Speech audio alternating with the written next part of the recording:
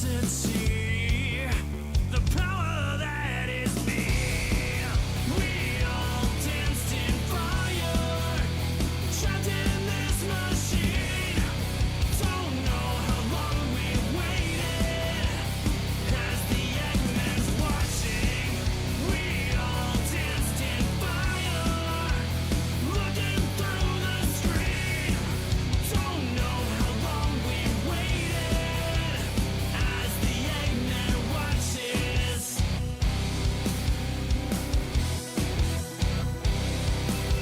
With the rules in the fight, electric lives, change surroundings, drawing history. A treasure disappears as she goes. Miss her as you look away, and no one knows. This power is a key. This power changes me.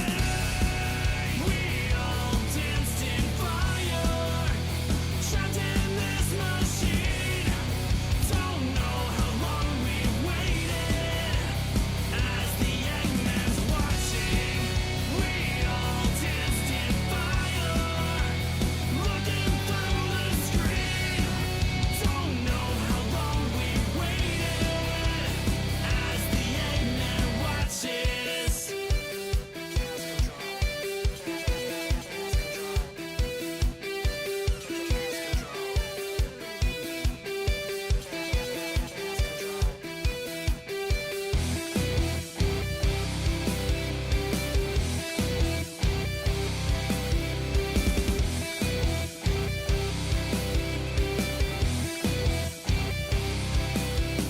Yeah, 1, 2, 3. You didn't know, now I'm gonna show you the power that is me. You try to take me down, stop the show. Seems you never tasted fear or loss of control. The power lives in me. The power that is me. We all danced in fire, trapped in this machine. Don't know how long we waited, as the Eggman's watching. We all danced in fire, looking through the screen. Don't know how long we waited, as the Eggman watches. As the Eggman watches.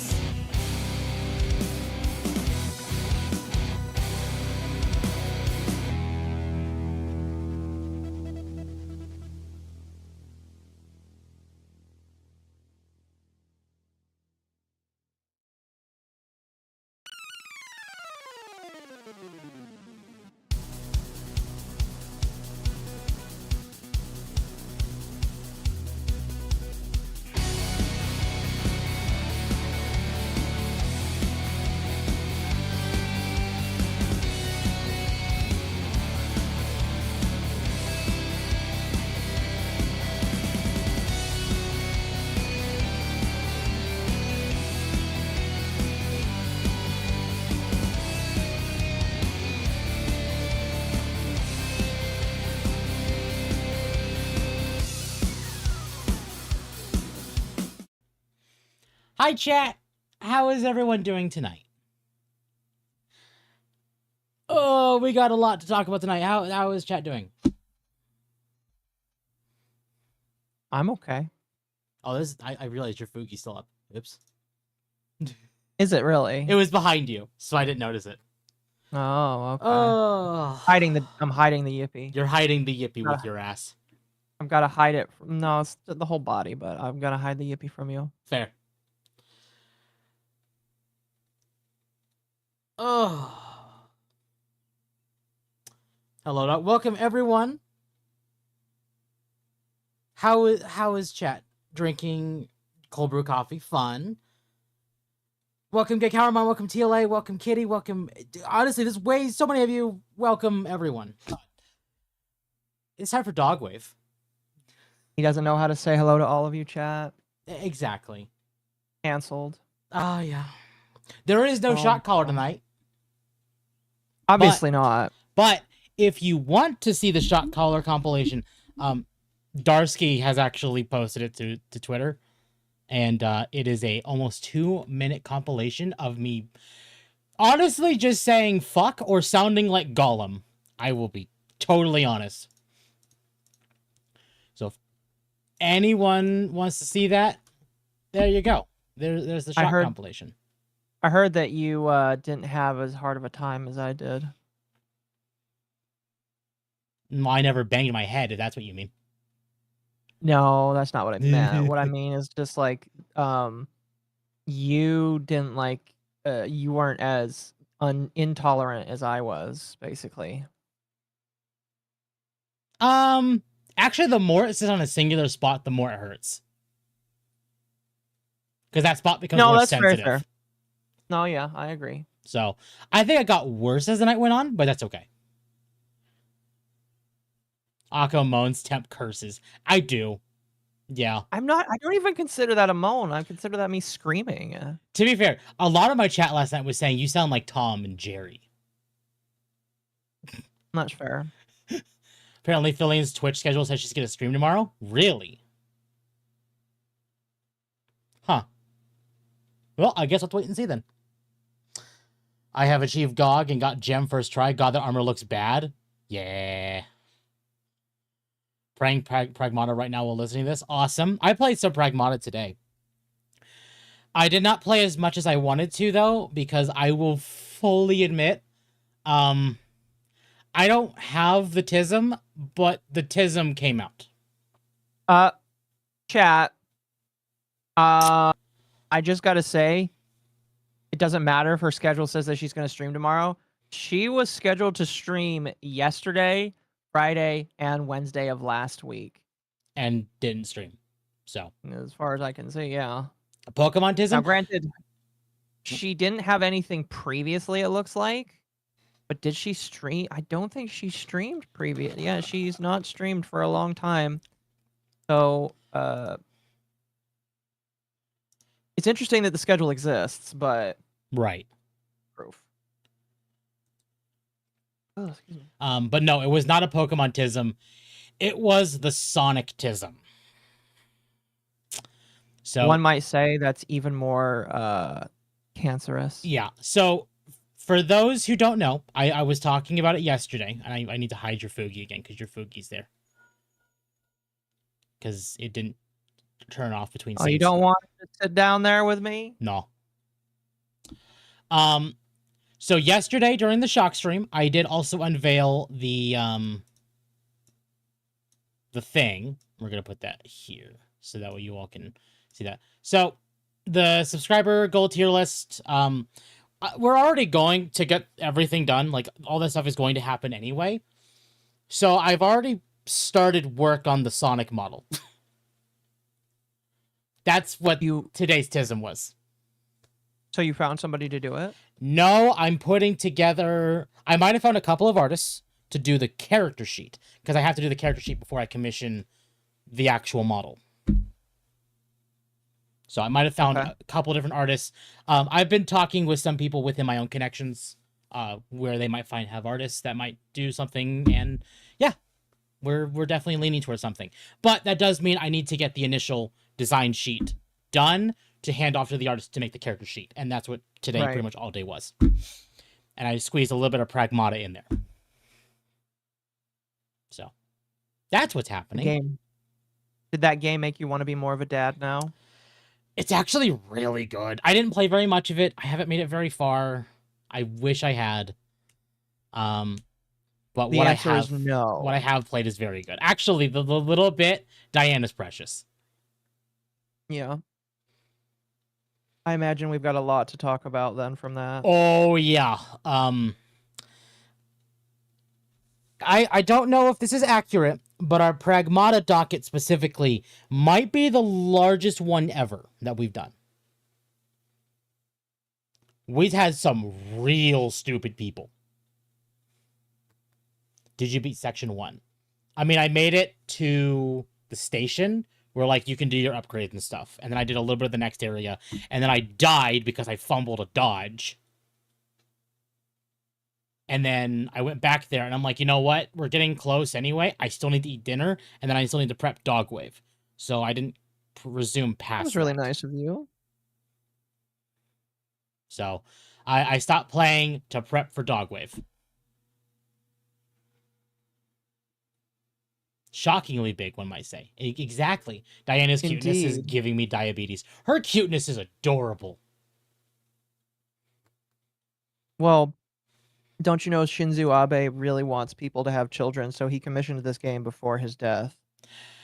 Ironically, that's actually something in our topics tonight. Yeah. It is, yeah. So we'll get to that when we get there. Yay. Oh, also we were talking about my Mario Galaxy 2 or my Mario Galaxy review. Because I finally saw it.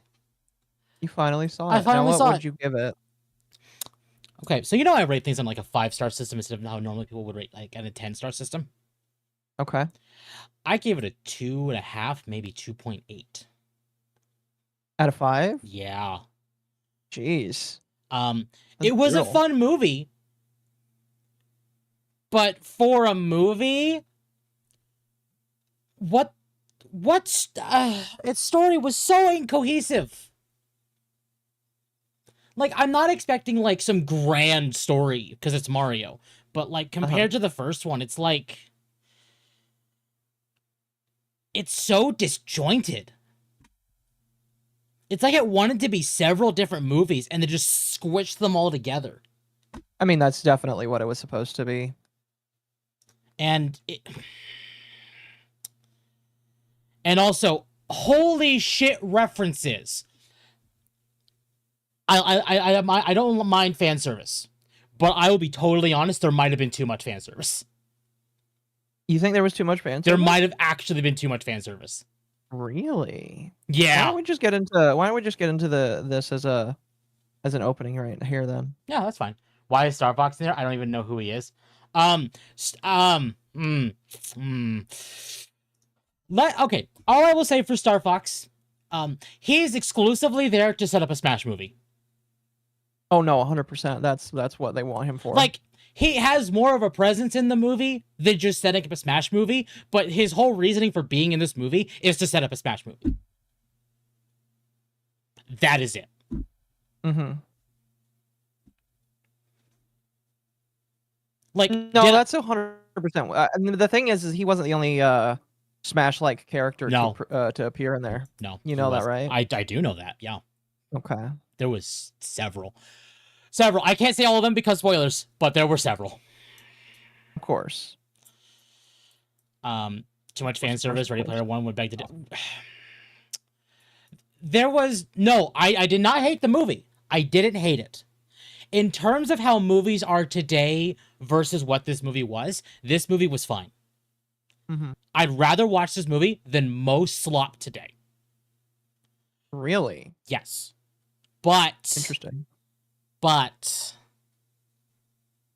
out of like the 4 major video game movies I've seen in the last, I'm gonna go decade, because Sonic 1, 2, 3, and Mario. It is easily the worst of those 4. Or 5, I guess. Dark Knight Nomad, thank you for the 5 gifted. I greatly appreciate it. So, I think one of my big complaints overall is just there was too many Nintendo references and not enough Mario. If that makes sense.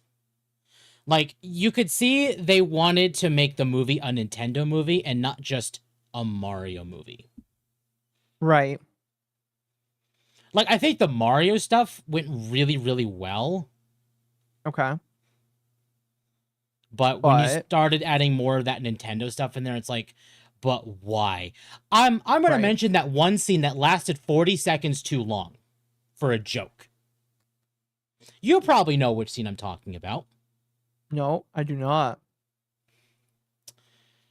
Live action Mario is better than this one? No. No, no, no, no, nuh-uh, nope. That one's just bad. That was just flat out horrible. So rather would have made a Super Mario World rather than Galaxy. Yeah, no, absolutely. Also, Rosalina's presence in this movie is non-existent. It is, which is unfortunate, but like, don't really know what to say other than just it is a thing. Yeah. What I will say is I feel like the reason it was disjointed is because they decided to split characters up instead of just like, honestly, they could have taken the route of just mixing Galaxy 1 and Galaxy 2, where it's like, yeah, Rosalina gets captured.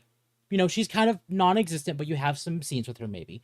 But then they could have just introduced Lubba or a different Luma that like takes Mario and crew on this one ship. But the problem is that once you have the ship, what's the point of the rest of the movie? You could just go from point A to point B and be done. Right. So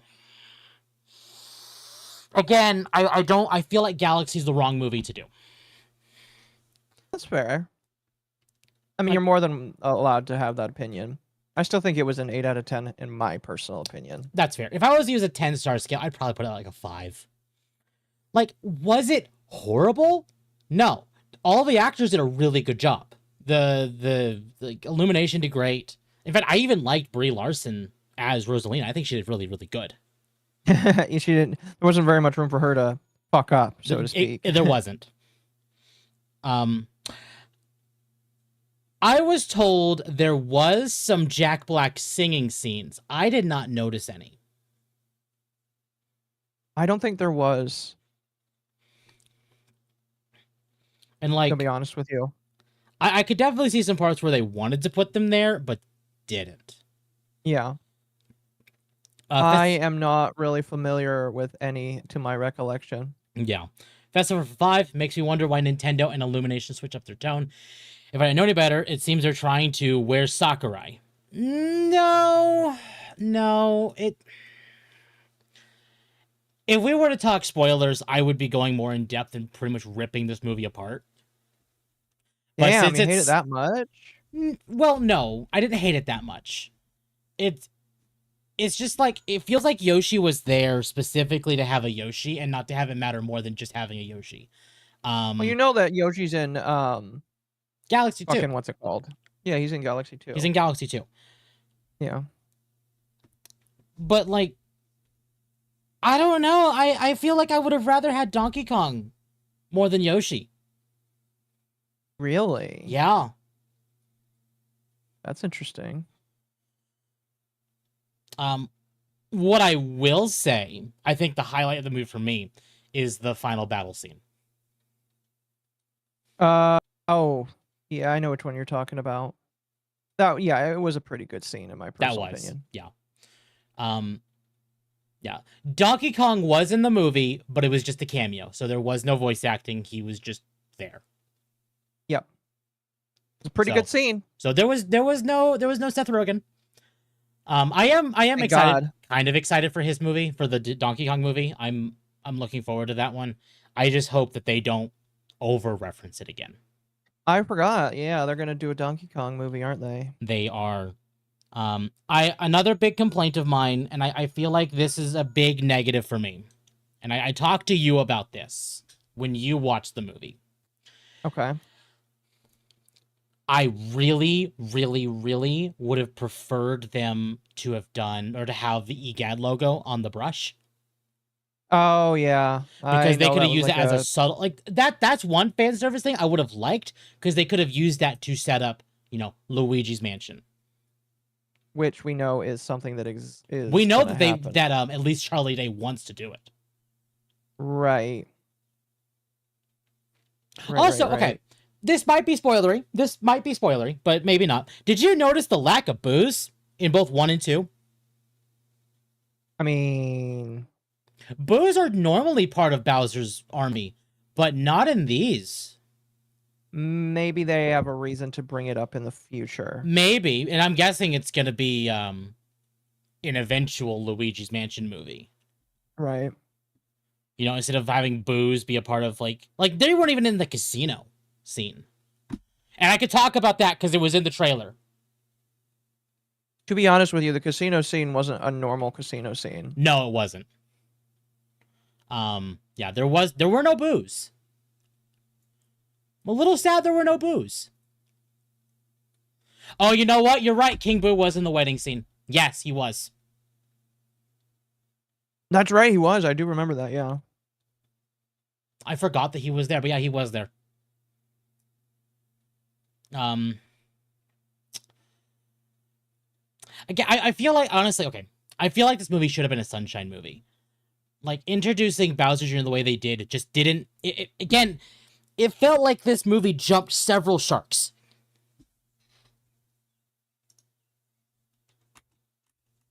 Again, I don't want to shit on the movie and hate it, because it was decent.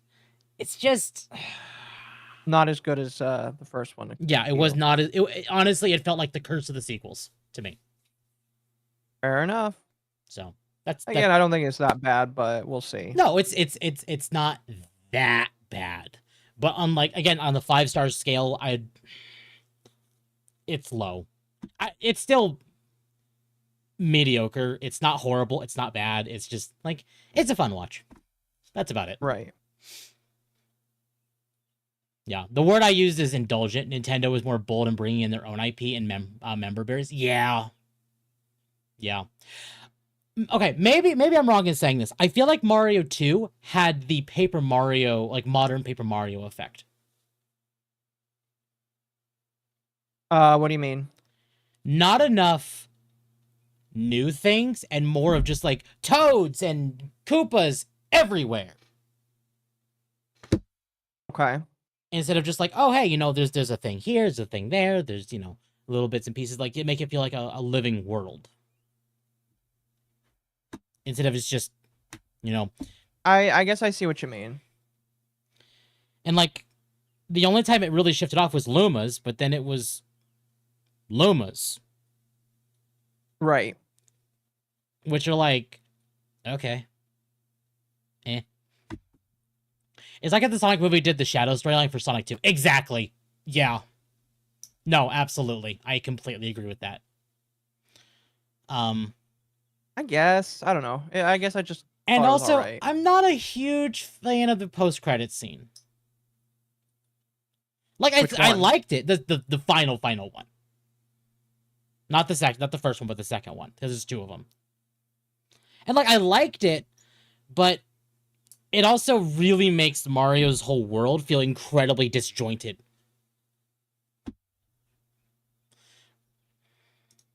How so? I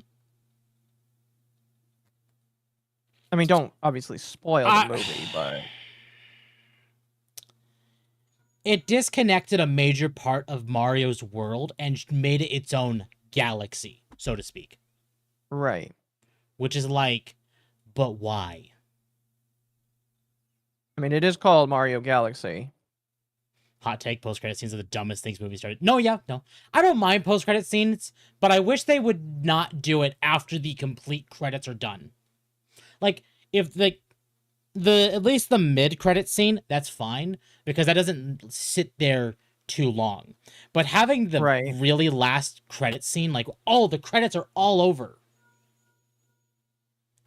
And then you have it. But then you have people, like, when I was in the theater watching it, literally everyone left before even the first post-credit scene. Well, I just don't think people care, because you can just find it on the internet after the fact. That's the problem. Is like, why are they still doing these if people aren't sitting there and watching them? No, you're right. You're right. Just like it. It's like it's why I'm glad there are some games that allow you to skip credits. Uh-huh. And then it's like, oh, then we play the cutscene if there's a cutscene. And also, the fact that games are doing post-credit scenes, stop. Cease. If you want to do a mid-credit thing and it'd be something dumb, fine, but the ones that are at the end, agreed. I completely agree. Especially because they always save the, like, big revelation ones that set up a sequel for the very end. And it's like, stop. The whole Mario MCU feels stuck together with duct tape. We got Kart in, a small taste of Smash Bros, now Star Fox. The Mario Kart thing was fine. I actually was very okay with that.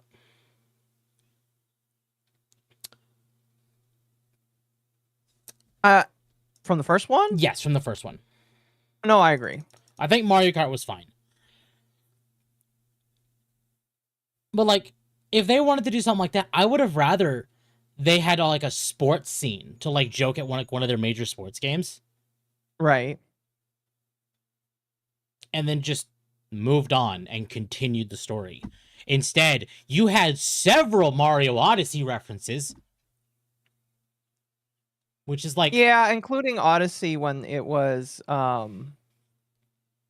Galaxy. I wasn't really the biggest fan of that. Yeah. But it was interesting that they included Mario 2 in there. Yeah, I can say this without making spoilers because it was in the trailers. The fact they made Wart a not Dream thing and instead tried to make him like Jabba the Hutt. Okay, fine. His voice actor, no. You hated him that much? That was one thing that really stuck out. I'm like, no. Really? No, I didn't like it. That's funny. I've always liked the idea that Wart was like another one of like the big bads of like the Mario universe. Like if you don't count the RPGs, has like several like big things. Like you have King Boo, you have Bowser. Like even if Wart wasn't a Dream thing, I liked the idea of him being like a mob boss kind of thing. You know, Kingpin like or just not the way they did it. Just not the way they did it. I feel like he needs to be a little more menacing, but instead they made him feel like this drunkard that reports to Bowser. And I'm like, okay, so you just made... I don't think he reports to Bowser. I think he's just kind of like there. He's just there. Yeah, I kind of took him as like a side hoe. Yeah. And like, I'll be honest, like, I would have rather they saved Junior for the third movie and just made Wart the big bad. And then you could have had this whole scene of just like... Because like at the end of 2, they made Bowser small. Obviously, Bowser would grow big again because Bowser is Bowser. You're not going to have a Mario movie without Bowser. But then you could have had a whole thing of like, you know, making Wart this big, you know, behemoth of a thing, like kind of like Bowser, which is what he originally was.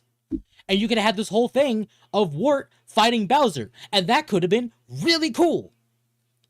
But you didn't do that. I think for movie 2, they really just wanted to speed into the Bowser Jr. Yeah. stuff. Yeah. Yeah. No. Yeah, absolutely. Unfortunate as it may be. Yeah. And you could have had the whole, like, Wart has abilities to, like put people to sleep, but also affect their dreams or something like that. And you could have, like, doubled down on his, like, oh, he's a dream thing.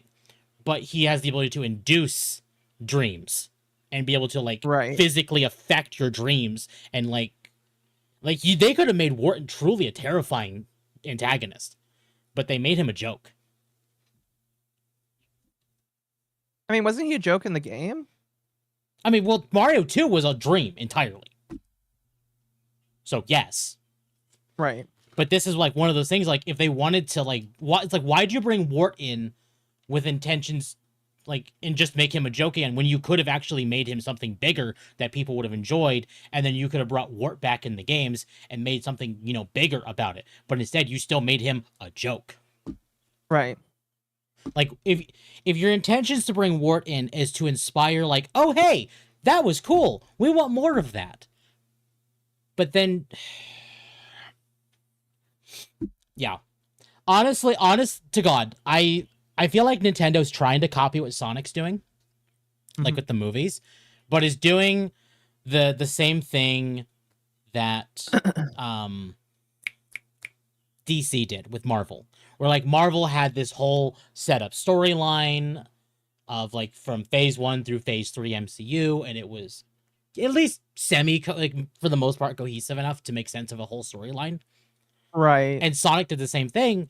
But then you have DC where it's like, okay, well, here's Superman, and then here's Batman vs. Superman, and then here's Wonder Woman, and then here's Justice League with Darkseid. It's like, excuse me? Did we jump the shark that quickly? And that's what it Well, I feels think- like Mario did. Wasn't it like that because one of the actors wanted to have Darkseid put in there really quickly? Maybe. Or am I thinking of something else? I think of Black Bull, I think. Maybe. Yeah. Black Adam. Black Adam, whatever the fuck. And that was after. That was after the Justice League. Okay. So, again, it feels like Mario is trying to pull the DC version of like a cinematic universe, like level of jumping the shark.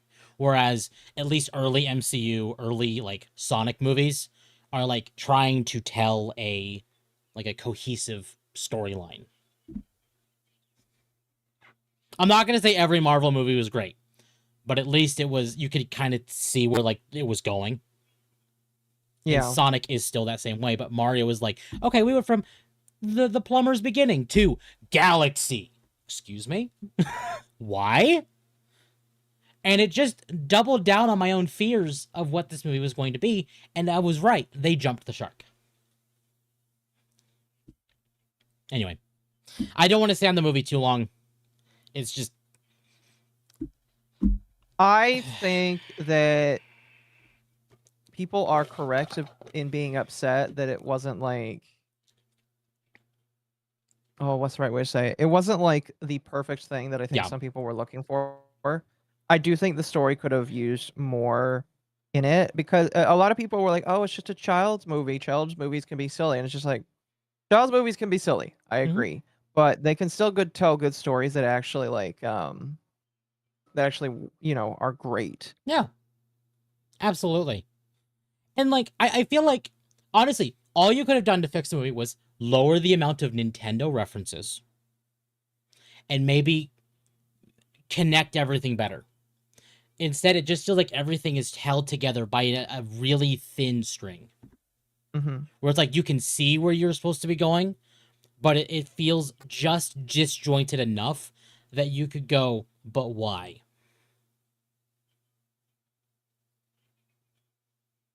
You're worried. I am worried about the third movie now, yes. I've been saying it for a bit, and I don't know how much people agree with me on this. Miyamoto needs to stop touching Mario. I understand it's his baby. I understand he made Mario. He needs to stop touching it.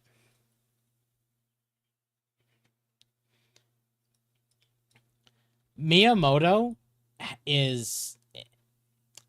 What's the right way to describe Miyamoto? I wouldn't say everything he touches turns to shit. But I feel like everything he touches has a degree of shit added to it. I think he's got delusions of grandeur for what he wants. Yeah. And doesn't really know how to get it. Because I kind of got the impression that he's the one kind of holding the boat Yeah. when it comes to Nintendo and their movies. Mm-hmm. Excuse me. So, excuse me. So I think that like you can blame part of where the movie is at on him. Yeah. I agree with that. Again, like Miyamoto also caused the problem, like started the problem with like the modern Paper Mario games, like Sticker Star, Color Splash, stuff like that. And he's also part of the reason why at least the 3D Mario games are all stuck on Bowser instead of allowing things to kind of get weird and wacky. Like, Mario is at its best when it's weird and wacky. That's the reason why Sunshine, you had Flood. It never lost the identity of Mario, but now you had Flood. Mario Galaxy, it was still Mario, but now you had, like, the gravity mechanics. And then Odyssey is just, you have the hat, you can possess things. Mm-hmm. But it just feels like Mario is just, like, steadily, like, losing that uniqueness, if that makes sense.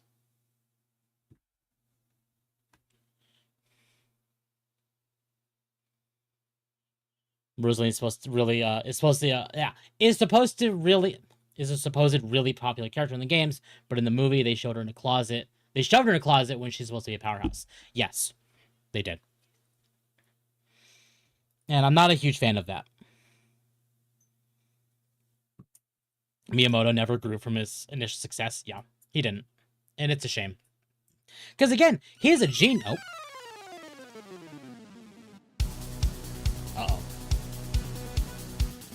OBS just crashed.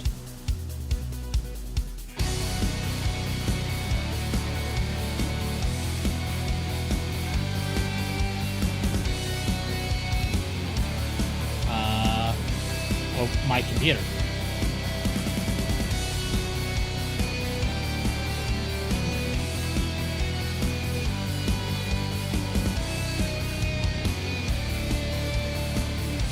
Restream. No, like literally, OBS is. Yeah, I'm gonna. It's not restream. Literally, it says OBS is not responding. I seen transition. You can still hear me. Good. I have to.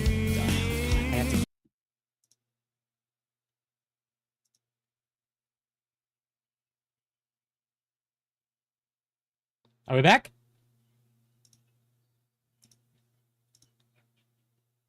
Yay! I got it back up in time. Let's go. We're back. We're back. Cool. Oh, cool. Awesome. Can you talk real quick so I can see if it's detecting OBS or Discord?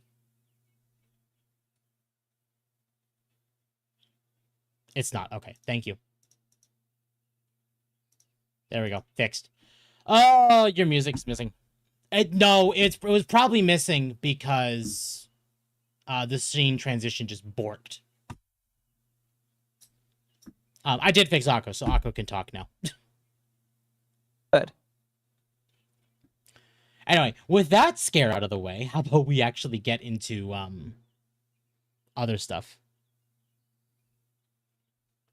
Why is your Yippee back? I turned that off. There we go. Oh, anyway, yeah. No, the reason you can't hear Akko is Akko's not talking. I mean, I haven't said anything. Maybe I'm just a figment of your imagination. I don't actually exist. And Temp is going crazy, chat. Oh my god. Chat, press 1 if Temp is going crazy. Press 1, chat, if he's going crazy. If I'm going crazy. Chat, am I going crazy?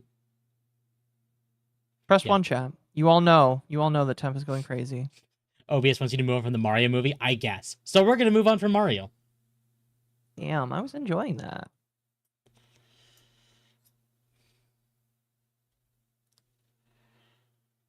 The accident was 5 years ago, chat. Let him go. Oh no. Take your meds. There is no octopus. The Akko in the room with us. Is Akko in the room with us now? Exactly. We need to shock the puppermint to fix him. Okay.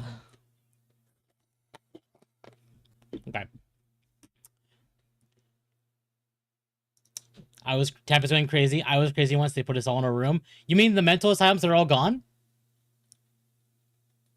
Anyway. I mean, you are posing as a dog girl on the internet. This is a sign of madness. Yeah, true. Fair. Honestly, I can't deny that. Fair. TLDR movies ultimately mid, but I enjoy myself. Yeah, movies ultimately mid, but I did enjoy myself. It was pretty good. You know, I would say it's more than mid, but that's just me. Okay, let me check that. Good. Okay. Let me open up a new thing in Brave. The fleas have entered the brain. Yes. Actually, why don't I do this instead? Does this have... No. Yes, it does have that. Cool. Why is that? The hell? Why do I have a stream from 3 months ago of yours just sitting in my bookmarks? I don't know, Temp. It's weird. Are you stalking me? Anyway.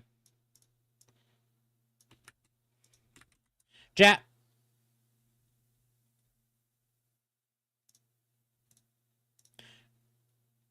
We had some games announced. Well, games announced, so to speak.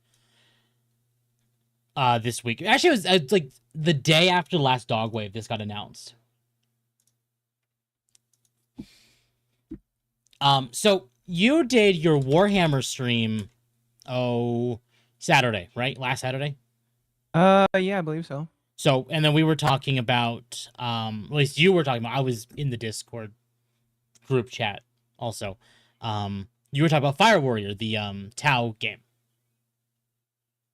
One of us was. I don't Right. think I did. I don't care about that. Look at that, Chun-Li. Fair. Fair.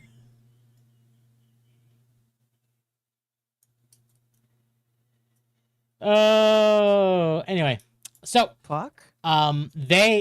Games Workshop announced the Warhammer Classics Collection. Okay. 20 plus re-releases from 90s onwards. So, publisher SNEG, and Games Workshop have announced Warhammer Classics, a new initiative to re-release and preserve classic Warhammer games from the 1990s onwards.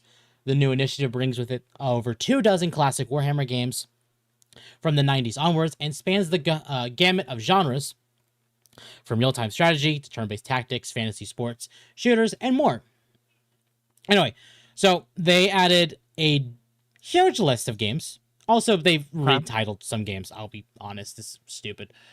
Like it's Warhammer, Shadow of the Horned Rat, Final Liberation, Warhammer Epic 40K, 40K Chaos Gate, 40K Rights of War, Dark Omen, Fire War, Mark of Chaos. It goes down some like older games. Blood Bowl, Space Hulk, Dawn of War. So if this is your cup of tea, go ahead. It's there. Excuse me. But Interesting. What kind of games are they? a lot of them are strategy games, actually. Oh. Not all of them, Okay. but a lot of them are. But I'm not surprised by that, considering Warhammer itself is technically also a strategy game. No, fair. I just would prefer if it was less strategy and more just shooting. I Evil do Zeros. know with this, though, they started doing something. I think Marshall talked about it. It's not in our docket. But apparently there's a tagline now when you boot up the game where it's basically like what happens in this title may not be canon. Really? Yes. That's funny. Why do they say that? I don't know why they say it, but apparently they've essentially made stuff like Fire Warrior not canon. I think they started pushing that into like the movies as well. Like they went back and updated the other movies. Like I think the one with Okay. like the female custodies with that same tagline it basically said some things in this may not be considered canon. Wait, they did that for the female custodies thing? Maybe. I'm not That's 100% hilarious. sure about that one. I've heard rumors about that one, but I'm not sure about that one. So take that one with a grain of salt.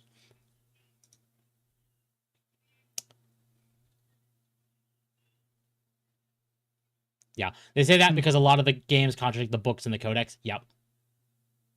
We're sorry about Femstodies. You still happy with us? No. The fact you did it at all, just no. So that's the thing. I just wanted to bring it up. I thought it was cool. We're sorry, Uwu. Speaking of stuff like that, do you want to load? No, I don't. So, Starfield came out on the PS5 this week as well, or well, maybe late last week. Starfield. Starfield, Oh, okay. the Bethesda space game. Surprised it took them that long. Starfield's PS5 launch is facing major backlash as players want refunds and report widespread crashes, freezes, and save issues that are making the game nearly unplayable.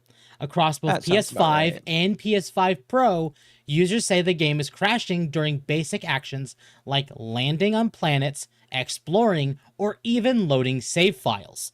Some players have also reported save corruption and hard system freezes, leading many to demand refunds from the PlayStation Store.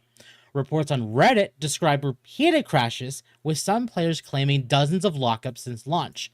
The issue appears to be affecting both standard PS5 and Pro systems, and Bethesda has yet to provide an official statement or confirmed fix, which has only added to player frustration. Oh boy. So, thank you, Pirate Nation, for adding the Oh, gosh. "it just works" Don't thank him. thing. Fuck Like, no. so, Starfield's a broken mess. Who's surprised? Not me. Yeah, It's always been a broken mess. It's always been a broken mess.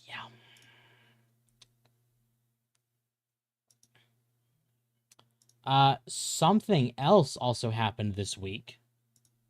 Okay. And that... No. Why'd you do that? Huh? Why'd you do that? When was the last time you restarted your computer? Tuesday. Anyway, Smiling Friends is done. I mean, we knew Smiling Friends was done. Right, but now it is officially over. Right. Like, it is And the guy that actually- worked on it is already doing his next project. Oh, really? Yeah, he's already working on his next project. Well, fun. I don't have it on me, but it's like a show where an electrician has like little devils working for him that can do electricity basically. Get a better PC. What's the issue?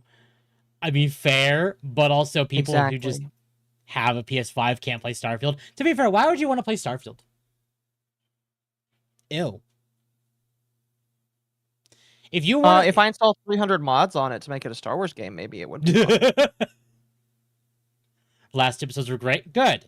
I've never watched Smiling Friends. The only thing about Smiling Friends I've seen is the memes.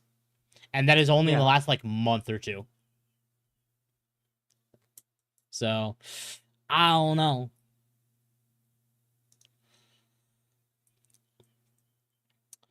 Maybe I need to watch it eventually. Yeah, I probably I've not seen should it. as well.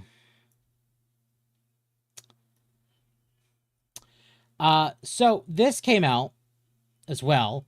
KO University just launched an anime peace studies course funded by Netflix. You can literally get university credits for studying how anime builds global empathy and cultural bridges across borders.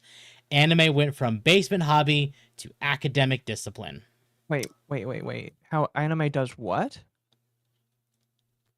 Builds it supposed to global do? empathy and cultural bridges across borders.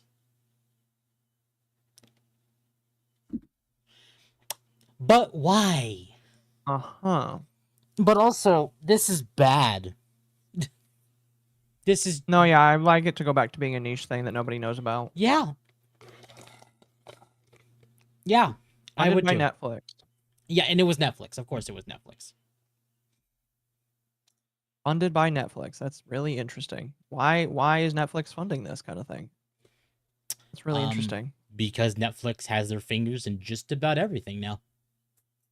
I guess so.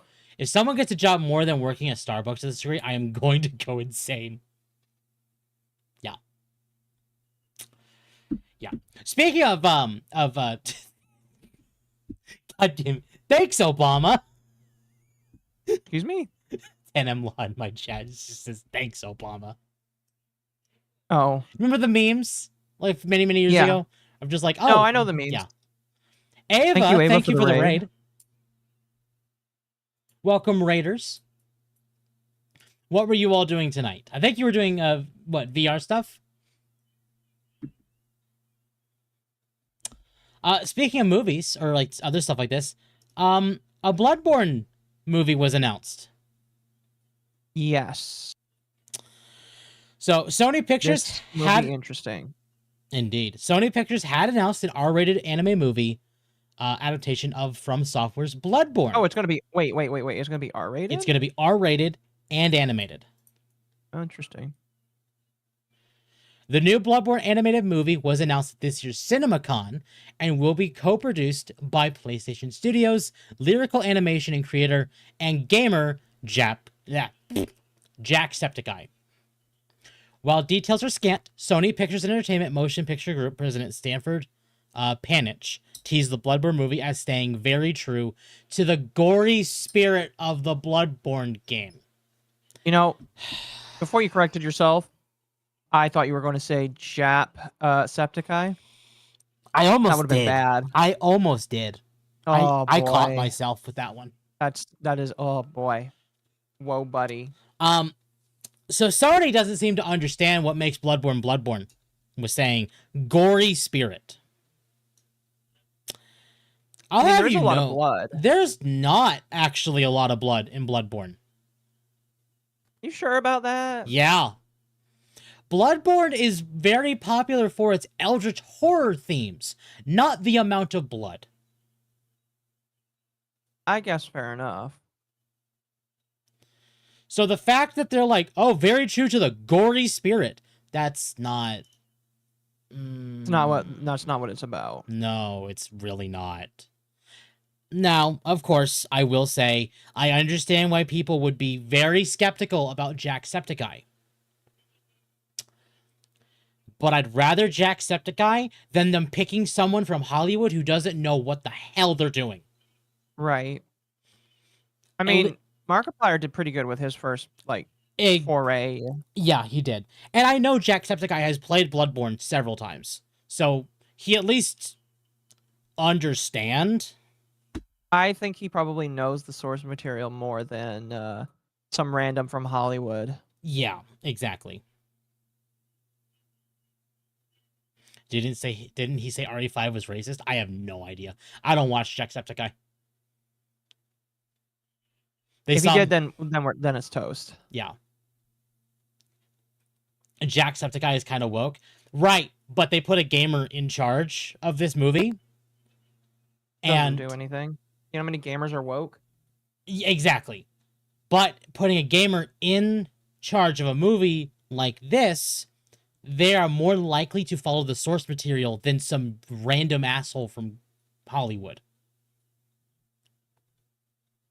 I'm not saying he won't, but I also want to remind people that when we talked about the Bloodborne remake by Bluepoint Games a few weeks ago even, FromSoft literally vetoed a remake from Bluepoint, which means I suspect FromSoft has at least some presence within I don't think this. I don't know. I don't think it's going to be a whole lot, but I think enough that it will at least hopefully be normal. I don't have a whole lot of faith, but I have more faith out of this movie than I do other Hollywood garbage. I guess fair enough. And at least with it being animated, that means they can really go insane with the Eldritch Horrors. It's much harder to do the Eldritch Horrors live action. Will they include umbilical cord eating? Probably not. They should, but they won't. Is that actually in Bloodborne? To get the true ending of Bloodborne, you need to kill 3 bosses who all have umbilical cords, and then you have to eat them. Those Japanese people, man, they're weird. In fact, I believe the last one you need to kill for an umbilical cord is literally is nurse mother the right word I'm looking for? Nursemaid? Nurse mother? It was Margot.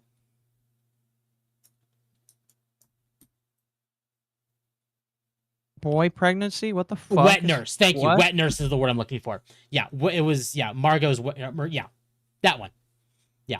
And you, literally during the whole fight, you can hear a child crying. Margot's the baby. Oh, okay. I still need to finish Bloodborne, so. I guess I slept on Bloodborne. I need to finish Bloodborne. Yeah, I guess I need to get playing it again. It was Margot's wet nurse. The wet nurse is not named Margot. Right. Okay. This is some stuff I didn't know existed. This is kind of crazy. Yeah. You need to play Bloodborne. I bought you Bloodborne. Play Bloodborne. You did, yeah. I need to dig out my PS4. I need to dig out the cord to plug in the PS4. I mean, you can also emulate it. Yeah, we can emulate it these days now. I actually have the guide for emulating it still saved in my in like a private Discord. Hmm. So I can send you that one if you're interested. Well, maybe I'll just have you help me reinstall it on my PC. I mean, maybe, yeah. Only one of the 4 umbilical cords is dropped from a boss. All the others are items scattered in the map. Fair. Okay. Have a I still guy find it counter gross one. if you eat an umbilical cord. You can get one from not. Yeah. Only one of them is from a boss. The rest of them are just found. It has the same kind of thing all FromSoft Souls-like seems to have, which is where you can play it and miss the lore. But I also like that. That you can miss things? No, like how FromSoft does the world building is very good. Admittedly, this is part of the problem, is like they don't tell you the story like front and center. Like you get the most important stuff front and center, but everything that ties it all together, you have to like do side quests, you have to go kill certain bosses, read certain red text, you have to do, a whole bunch of different things to get the full story, but they do show you the most important stuff. Right. It's why Elden Ring is getting its own animated TV show. Nope. Or no, not animated. Live TV show. action movie. It's getting a live. Yeah, it's why they're getting a live action movie, because apparently there was only a small sliver of the Elden Ring lore in that fucking shit. There actually is, yeah. You won't get a whole lot of the lore of Elden Ring unless you literally explore the world and read a whole lot of text on weapons and armor. Oh, I know. I've done my fair share. I just stopped doing it eventually because I stopped caring. Sekiro, you have to really dig into the lore. And Sekiro is one that has a more, like, focused story. Well, yeah, aren't you pulling a very specific, like, something very specific with the drama? In what? Elden Ring? In Sekiro. Oh, yeah. But yeah, that's happening. We don't know when this movie's coming out. Just, we know it's coming out. The fact that it is animated means it's probably next year, if not 2028. Because it'll take about a year or two to animate it. Yeah. Depending on how far into it they are. Mm-hmm. And for people worried that Jacksepticeye will have no role in the movie, he will probably end up voicing a character as well. If he's not voicing the main character, that's okay with me. Yeah. The reason I do say that is he has done voice acting for other games. He actually did a lot of voice acting for Sonic, actually. He did. He was... That's definitely not something that you would expect to have come out of your mouth. He did a character in Sonic Prime, a very no-name character in Sonic Prime. Like, it was just supposed to be like a cameo voice, apparently. And then he voiced a joke character that they made for St. Patrick's Day. Which was also a character that you didn't even know existed because you never watched the rest of the show. I finished Sonic Prime. You didn't. Did you finish it? Oh, fair enough. I finished it because you didn't want to continue. Because it was that bad. I mean, to be fair. It was that bad. Yeah. Yeah, it was. It was that bad. So, as well, Xbox Game Pass has become too expensive, says Microsoft's new gaming chief in leaked memo. Because... I mean, yeah. Yeah? How expensive is it now? Can we, like, not have... Whatever. Microsoft... Like, literally, how expensive is it now? Let me see if I can find the actual price chart.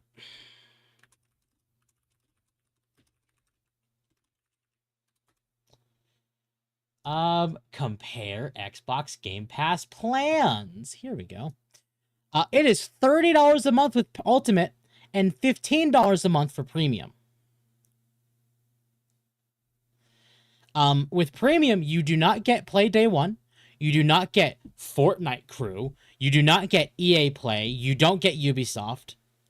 To be fair, why would you want any of that?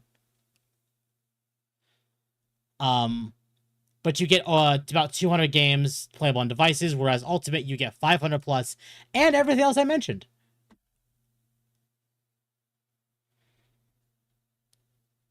But yeah, it's really expensive.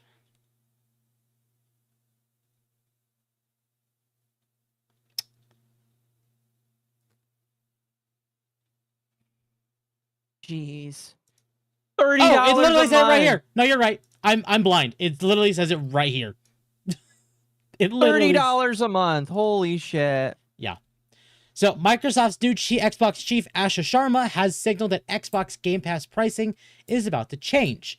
In an internal memo to Xbox employees obtained by The Verge, Sharma admits that Game Pass has become too expensive for players and that Microsoft needs a better value equation. Stating, It's kind of funny that she's saying that based off of who she is. Yeah, stating Game Pass is central to gaming value on Xbox. It's also clear that the current model isn't the final one, says Sharma. Short term, Game Pass has become too expensive for players, so we need a better value equation. Long term, we will evolve Game Pass into a more flexible system, which will take time to test and learn around. Microsoft hiked the price of Xbox Game Pass Ultimate to $29.99 per month last year, a massive 50% hike. The company tried to justify the price hike with a variety of upgrades across all of its Xbox Game Pass tiers. But the cost increase has clearly taken its toll on Game Pass. I understand that part of the cost increase for Game Pass was down to Microsoft's decision to add Call of Duty into the subscription service.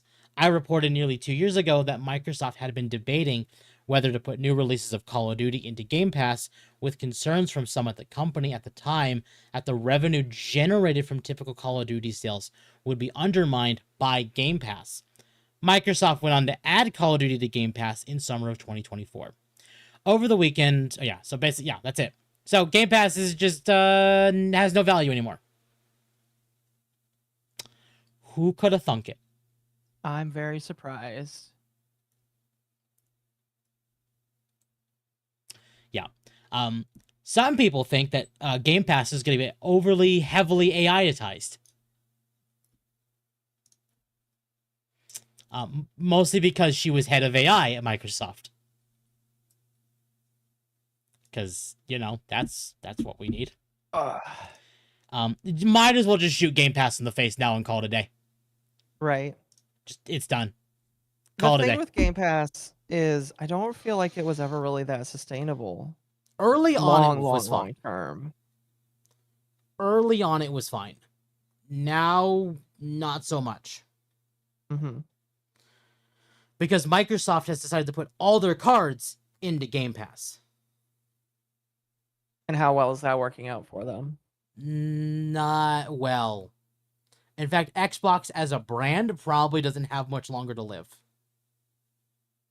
Well, Xbox as a brand has always just been kind of weird to me because it's just like, I mean, like I know Microsoft needs like a brand for like games and shit, but it's just never. I don't know.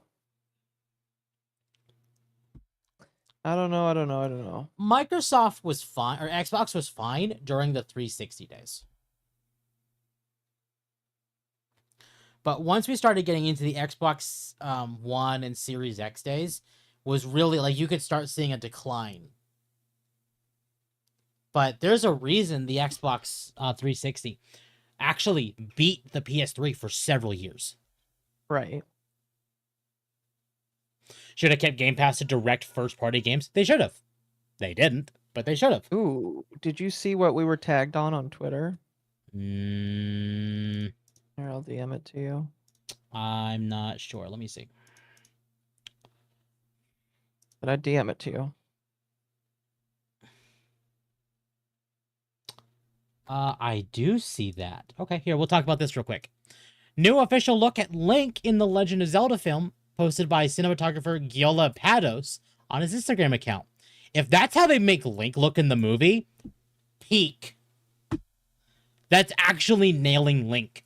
Holy shit. Yeah, that looks pretty based. Like, damn. That is very much, if that is Link in the movie, that's his Twilight Princess design. You think so? Yes. Does he have a? I've never played Twilight Princess, so I can't really. So in Twilight Princess, he did have the chainmail on under the tunic, Okay. which he does have here. Which looks pretty cool, in my personal opinion. It does. Gotta be hot as hell, though. Oh, yeah. So, cool. This is... I'm excited for this movie because they picked good actors, like literal no-name nobodies for Link and Zelda. Oh, how do you know they're good actors then? They're not people that the internet was wanting. Fair. And a lot of the actors the internet wants are bad. Not all of them, but a lot of them.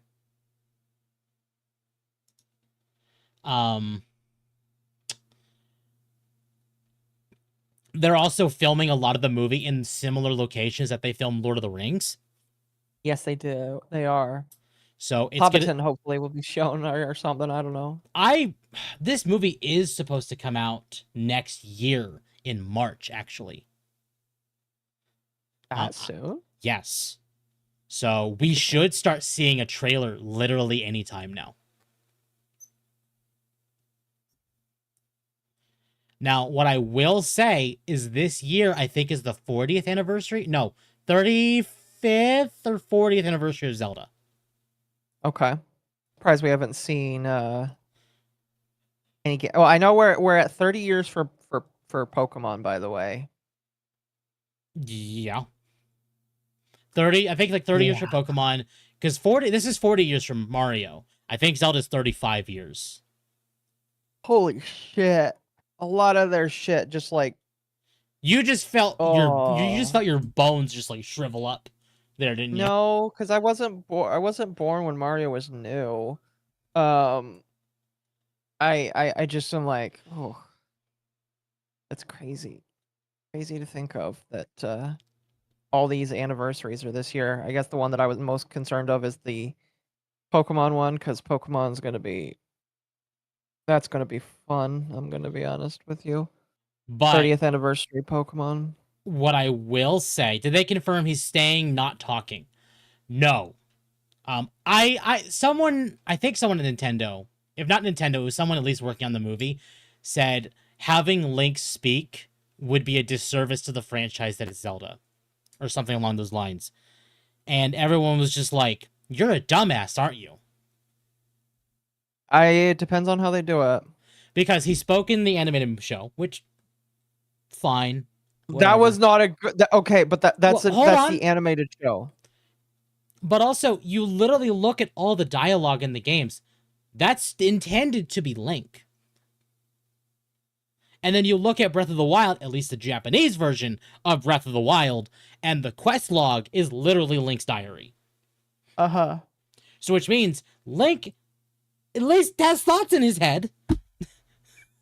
At least. Who knows if he actually, will speak. But for a movie, he needs to speak. Like, you cannot have a potentially 2-hour movie with just Zelda speaking as, the mouthpiece. No, that won't fly. Right. I guess it depends. Yeah. So, but this actually does line up. So, it was kind of talked about somewhat. That Nintendo is actually has intentional fake leakers within the company now to try and find an actual leaker. They're trying to find the leakers, so they are they're throwing out fake info, trying to see who says what. Some people think that is true, but that some of the things that was leaked is real. But because that information has also come out, it's well, what's fake and what's real? I think because Fox is in the Mario movie, I think a Star Fox game is real. Because this is an anniversary year for Zelda, I actually was very much on board with the idea of a new Zelda game. And now, seeing this, in his Twilight Princess design, which is supposed to be more of like a direct connection to Ocarina of Time, makes me believe more that Ocarina of Time remake is also real. Mhm. Because they're going to want to have a big year for Zelda this year. I know it's the 40th anniversary of Mario. They should be doing more for Mario, but I feel like they're going to spend a lot of this year doing stuff for Zelda instead. And a lot of that is because we're not going to see a trailer for this movie until a proper direct for this movie. Right. Like, they will do a specialized direct for this movie. And then they may just end up having a thing at the end of like, and one more thing, and then here's like a game announcement. They've been pretty quiet with stuff this year, haven't they? They've been incredibly silent. And that's why I do believe that some of the stuff that we saw in that list of leaked games was real. Because holy shit, we need to know something. Because I'll tell you right now, the fact that Nintendo has not said shit is bad. Very, very bad. Is it bad, or are we just waiting to see what happens? With the Switch, we had constant like, okay, this is happening, this is happening, this is happening. Literally the entire cycle. You know, they'd announce things months and months and months in advance, even to the next year. But now we literally have nothing on the pipeline for the Switch too. Yeah. Which is not good. Because if there's nothing on the pipeline for the Switch 2, what reason would we have to go buy a Switch 2? I don't think I'll ever have a reason to buy the Switch 2, I'm going to be honest. I think I will, but that's the problem. Is like, what are some games that you'd go buy a Switch 2 for right now? Pokepia? Maybe. Mario Kart? Maybe. Maybe I'm just crazy. Nah. But like, I'll tell you right now, an Ocarina of Time remake will sell systems. That's why I fully believe that one. Because they're wanting to move systems, and they're just not moving systems. Right.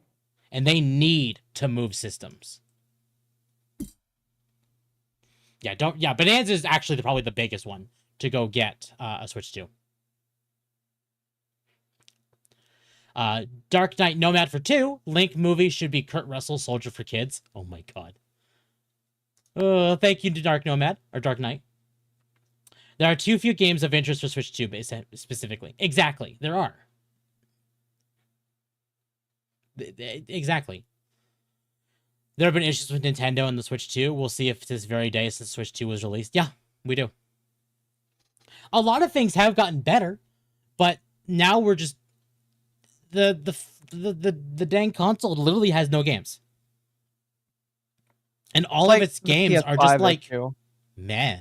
Like the only one on the Switch 2 that's actually like really, really good is like Bonanza and Pokepia. And I'm not talking third parties, because there are some third parties that are apparently very good. I'm talking first party. Because a lot of the third party stuff you can go buy on PC or other consoles.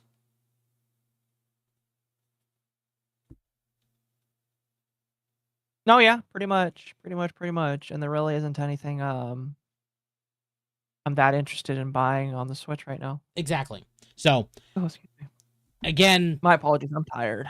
That's why I do feel like the Ocarina of Time remake is a real thing. Because that's a very big drop. That is something the Switch 2 needs.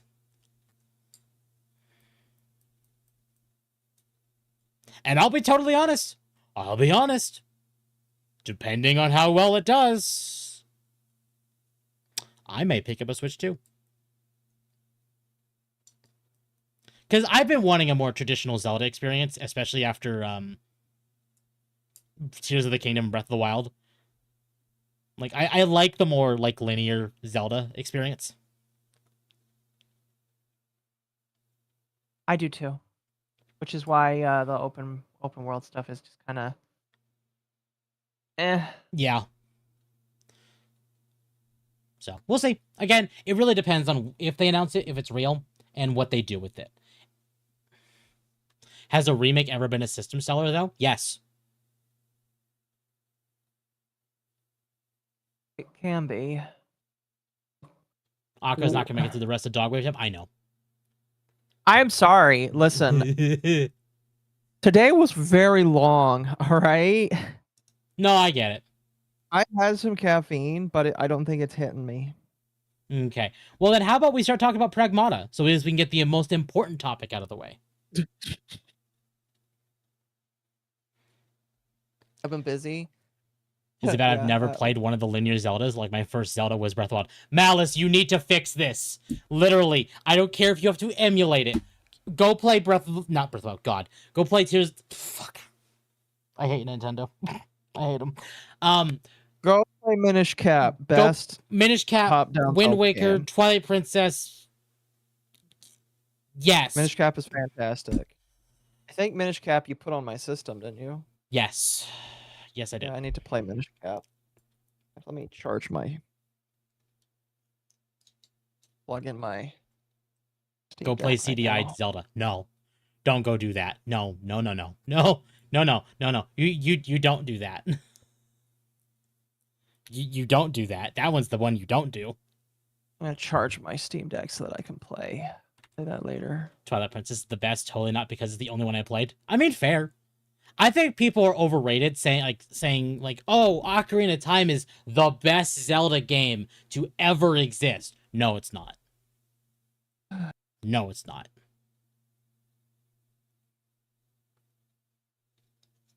It sure is boring here. Well, welcome, Catalyst. Faces of Evil slaps, though. I'm tired just because of work. I get it. I'm just... I get it indeed. Day was long.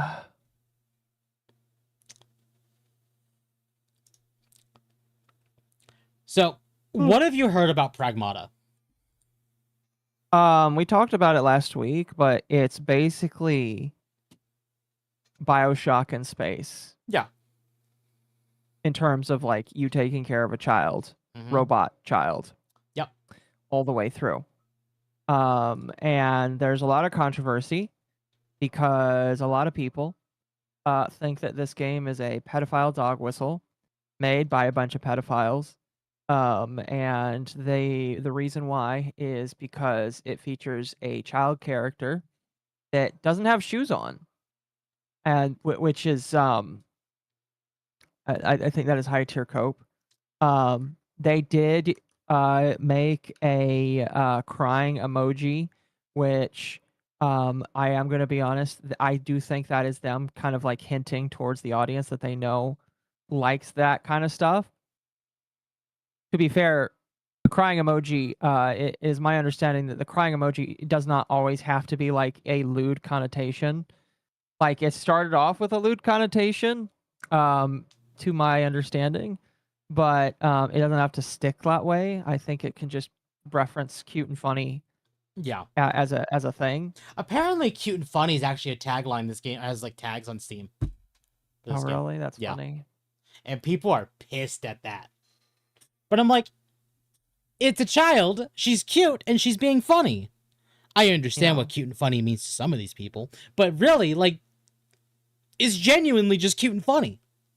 Yeah, like I understand, and I know that like no matter how many times I say it, people will still think I'm crazy. I understand like the concerns. I think that this character shouldn't be looted because she is like, yeah. Does she like have I mean, she's a robot. So even if she was like a regular girl, she's still fictional. Exactly. Like she's a robot girl. I would put her in the same like ageless vein as like Sage in Sonic Frontiers. Okay. Like I've seen people loot Sage, but it's primarily like they've like seriously aged her up. See, Sage is a character I wouldn't loot either. Yeah, same. Just because. But no, like the character in this game, the little girl character, it's very obvious that she's supposed to represent like a little girl with how she walks and how she moves. And I know that some people are just, going to be degenerates and degenerates are as degenerates are, and they are going to want to. They have made and said some weird things about the character that I personally don't agree with. But people are saying that this is supposed to be some sort of pedophilic dog whistle, and I just think that that's. I think that that's insane, and I like, again, I understand why some people act the way they do. I don't necessarily agree, but I understand why they act the way they do. With this, I think that a lot of people are going to be like, listen, buddy, this is just a wholesome game about like a little girl that you rescued. And Actually, okay, false. Technically false. She rescues you. I don't fucking care. I will fully admit I played enough to know that she rescues your ass.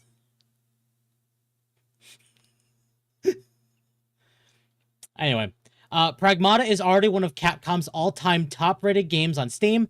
It launched on Steam 2 days ago and has earned an overwhelmingly positive review. English reviews are at 97% positive. All languages are overwhelmingly positive. For context, it sits just a few points or percentage points behind Capcom's longtime Steam king, Resident Evil 4. Other Capcom heavyweights like Monster Hunter World, Resident Evil 2 Remake, and Monster Hunter Rise also sit in the high 80s to low 90s. Pragmata's score is impressive for a brand new release with relatively few reviews so far. Yeah. Yeah, it's very highly rated, which is a good thing. I think it's nice that it's as excuse me, rated as it is now. And I think a lot of people are like, oh, why is this game doing so well? Well, it's doing so well because it's not like a excuse me, a multiplayer experience where it's got microtransactions and all this kind of crap. It's just a single player game that's got a wholesome story element attached to it. Yep. And I think that's what's like making people really enjoy it, you know? I completely agree. Yeah. Like, it's even gotten like some reviews. We're gonna bring up a couple of them. From Okami13, Pragmata first impression. Thanks to Capcom, really enjoying the gameplay. It has an old school feel to it in the best way possible. Great boss fights. Graphics are insane and very well optimized. Good story and protagonists. The hacking adds a strategy element and you can fine-tune your build. It has a ton of charm and heart, and it's good to see Capcom take a chance on a new IP. Excited to continue playing. And yeah, in fact, I don't even know how many people know this, there is a hacking mechanic mid-combat that you have to do in order I to did see that, yeah. actually like do combat. And I was worried that this was going to be like a problem. But having used it some, it really flows well with the combat. Like, it feels really good to play. I actually saw a review from Endymion, and he one of the big key points that I think really caught my eye was that he said that this game felt like an old 360 or PS3 game with like how its gameplay, its charm, its combat, like it feels not modern, but it is modern. And that's a really good mark for this game. Right. And then from Spawnyard, Pragmata early impressions. Capcom is sticking with their yellow paint, and it's good to see because it weirdly feels familiar. So I haven't noticed any red paint. I have a sneaking suspicion that they are doing exactly the same thing here that they did in Requiem. Where it's like there is yellow paint, but it's on like boxes or it's on like subtle things of like you're not going to really notice it unless you're like looking for it. Which is fine. I felt like the way Requiem did yellow paint was actually fairly decent. It wasn't in your face all over the place kind of thing. The game starts off good and the graphics are incredible. The combat is the eye catcher here. It generated this feeling of urgency through hacking while you see everything else unfold in slow motion. Level designs are excellent too, and you are never really lost. guns feel solid, and every hit feels like a total impact. Loving the relationship building between Diana and Hugh. And yeah, this game has invisible walls. Oh, it does? Apparently it does. Interesting. So you have to like explore. They to find want you to shit. explore. Yeah, That's cool. I like that. There is technically Have you- yellow paint, but it's in the form of white and blue warning signs. Okay. So it's subtle enough to where you're going to notice it if you're looking, but it's not in your face.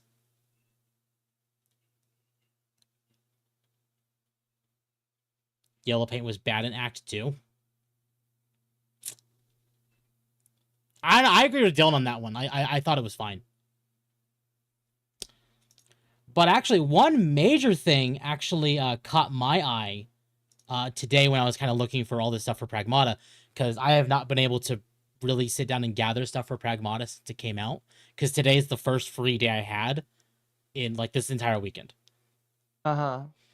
And that was Capcom maintained an exceptionally high level of secrecy around Pragmata throughout its extended development.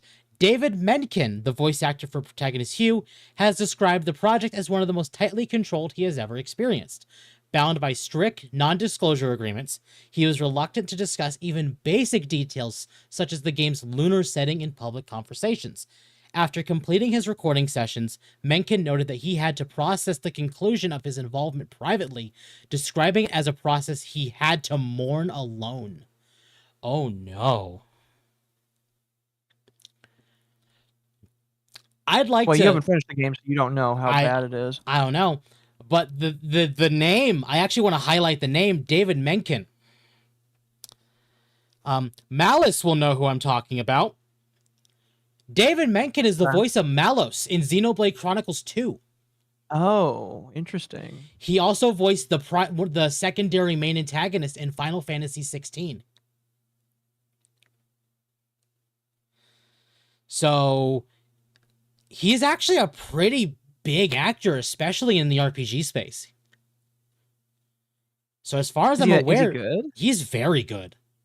That's good. I've only played a little bit of it, but I really like how he's handled Hugh so far. Yeah. Oh my gosh, Temp. There is a torrent plush that exists. Oh, for Elden Ring. I'm like, what do you mean torrent? Yeah. Here. Okay, here. I think I've seen this before, but I'll bring it up. It's adorable. It's adorable. Dylan, you need this. Why does Dylan need this? Oh, it's only $25. That's actually not bad at all. No, but it's shipping from Japan, so. Oh, there you go. That's what's getting the cost. He was damn good job. This guy does. Yeah, he never does. mind. Yeah. Never mind. The total shipping is estimated to be $7. And actually, David Mencken, I did not realize, apparently he's actually the game voice for Luke Skywalker. So I didn't even realize that. So that's pretty impressive. Get one from Magma.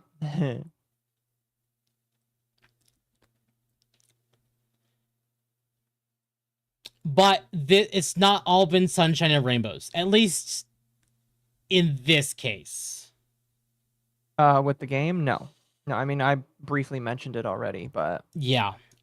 So we kind of started out the week getting weird about it. This is pretty much what started it. Actually, no, it was this one. This one is the one that started it.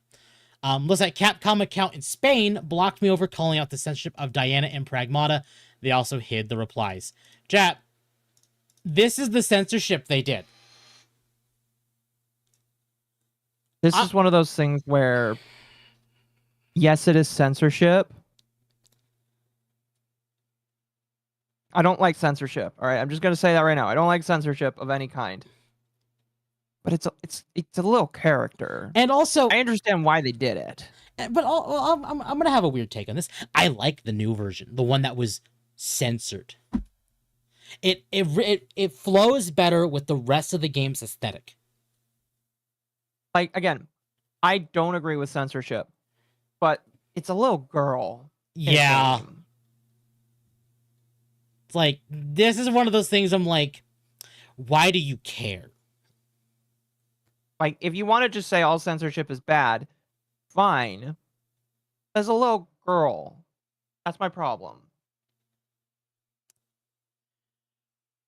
And also, okay, something else to consider as well is I also like how much more like puffier and like poofy her jacket is in this one than I do with this one. This doesn't look as good. This looks much better. The shorts are censored. They basically took away the spats and added some sort of ruffled thing underneath. Yeah. That's And two different builds of the game. That's Yeah. very possible too. Yeah, no, it's very, very, very likely two different builds of the game. Why? I think left is censored. Why would left be censored?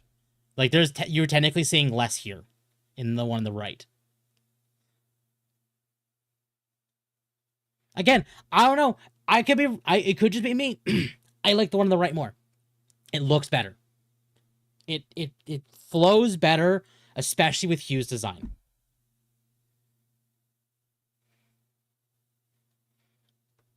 Yeah, I don't know. And also, again, she's a child. Like, literally a child. My opinion is, again, I don't like censorship, but it is literally a child character, portrayed as a child character. She is, yeah. And then, of course, Yeah, we had that's my problem with it. this, is that Century Zeta was apparently blocked by the official Pragmata account for calling out the censorship.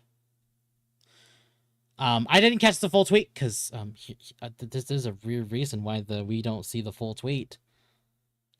Apparently, where? Oh yeah, here it is. From the Gameverse, Century Zeta's account has been suspended. Okay. According to a community note, which isn't out yet.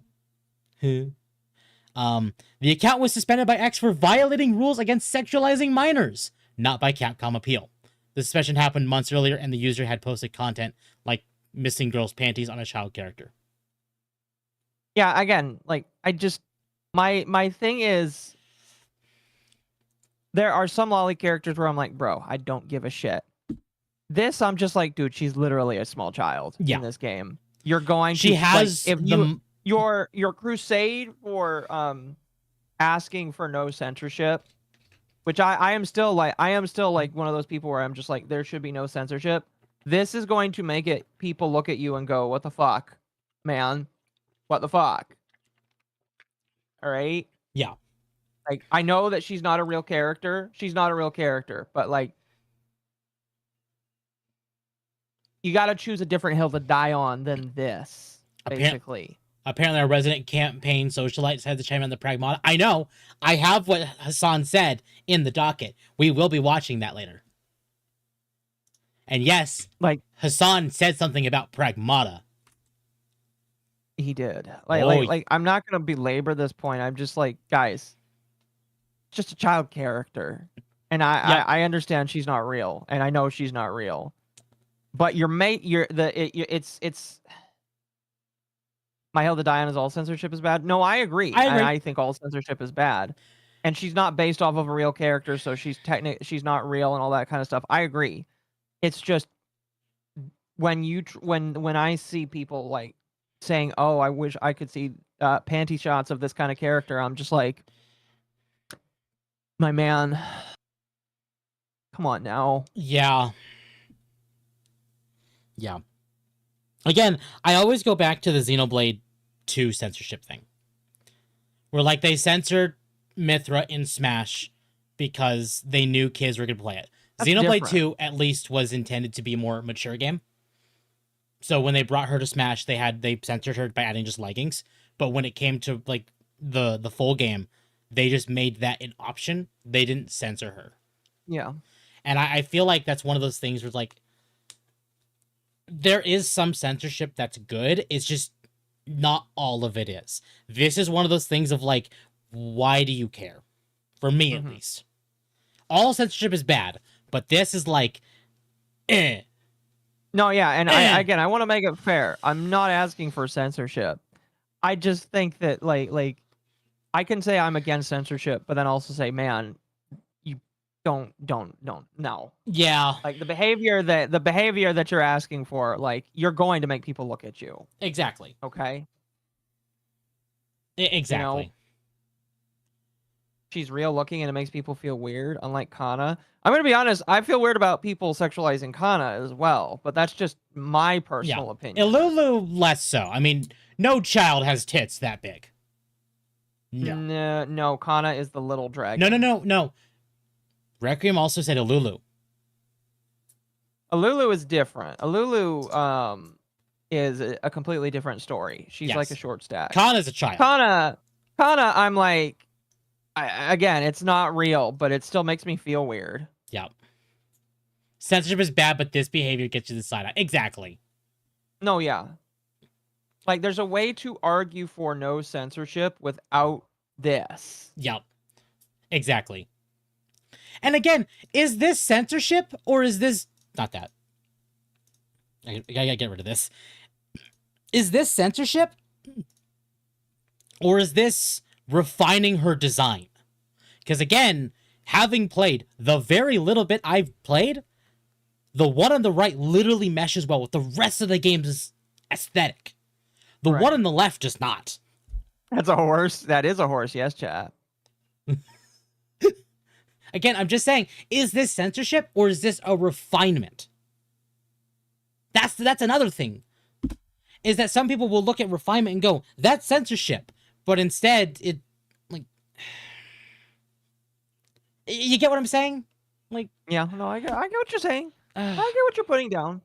Again, like, if people are saying that was an early build of the game and the final build was just like, oh, this dress looks much better, I don't think that's censorship. I think that's just them deciding that they wanted to change the outfits Yeah. from one end of the game to the other. It's different if it's like, oh, we wanted to make it's different than like the Mithra situation where Mithra literally has different clothing on from one port of the game to another. Yeah. Like, that's completely different. Like, okay. If it's a different build, then like that's completely different. In my I would personal probably say I'd hate the one on the right more if the one on the left had the exact same coat on, but instead of removing the shorts, it was just adding this weird puffy ruffle thing down here. That's weird. But because it is literally two different designs in like the left and the right, opinion. it just... Yeah. If this design was early design, then that's a different matter. Exactly. And that's what I feel like this was, is that this was just an earlier version of the design, and it was updated and made to fit the rest of the game's aesthetic on the right. No, yeah, I'm in agreement there. So I don't think this is censorship. I think this is refinement.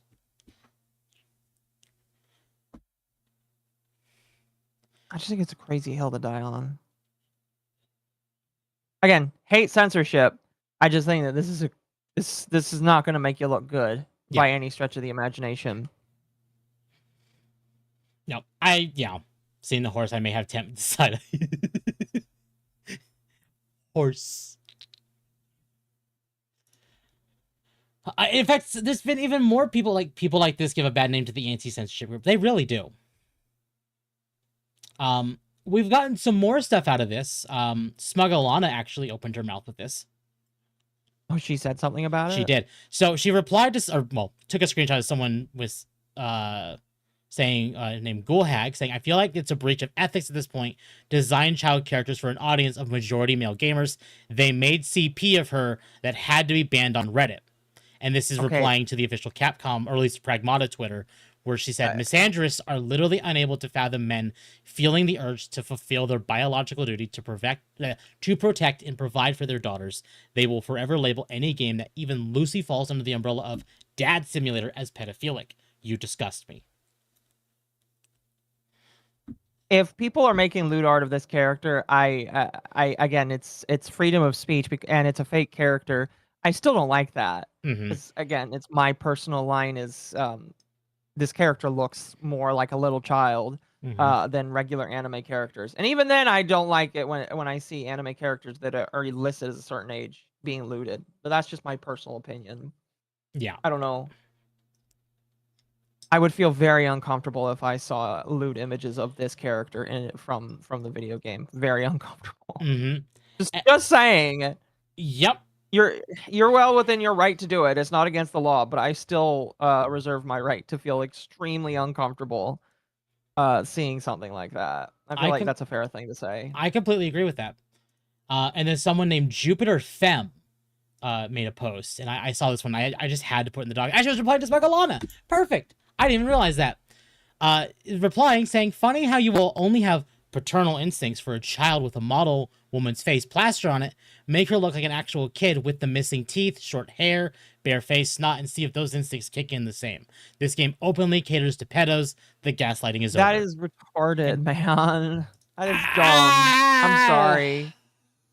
I'm gonna be honest with you. They both look like a child. One looks like a 5-year-old. One looks like a 10-year-old. Yes, completely agree with I'm that. sorry. I think that's gay. I think that's incredibly gay. Just, I hate people. I hate people. It sounds like more of a self-report than anything, man. It does. Especially when you look at, like, their tags over here. Kind of rad femme, 17, K-pop enthusiast, BW supremacist. Like, what the fuck? I'm getting Nuzaki feeling with this drama. It's very much an Uzaki-chan moment. The difference is that Diana doesn't have massive tits, unlike Uzaki. Yeah. Like, it's all just, like, really stupid. And Uzaki, yeah. No, yeah. And Banman actually commented on all this too. Stating, game about father-daughter level bonding. The people who developed this game are predators, says the moral and good Westerners. Ironically, the vast majority of people who seem to see this character in such a way are the ones who have a problem with it, called a concern and attacking Capcom.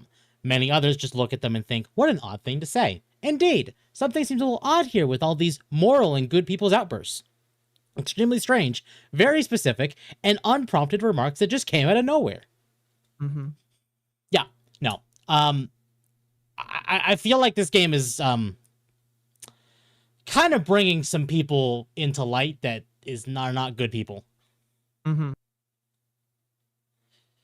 I would agree with you on that.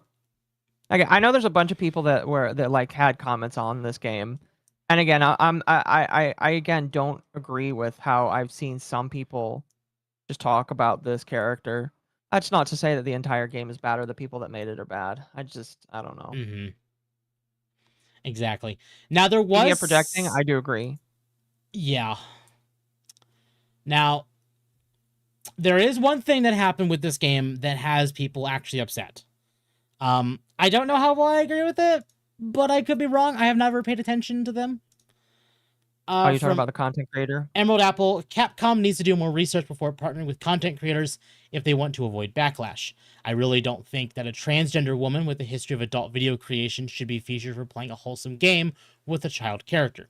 Now, personally, I don't think there is genuinely anything wrong with adult content as long as it's legal, sane, and consensual, but there are certain spaces where these kind of people should stay out of. For example, people like Susie should never be allowed to be in an elementary school, or should never be allowed to be an elementary school teacher or in other professions where the intersection of degenerate sexual content can be problematic.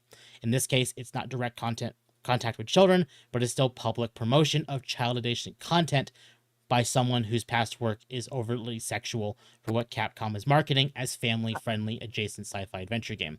Child adjacent content. This is a game for adults, I'm assuming. It is, yes. In fact, does Steam have the rating?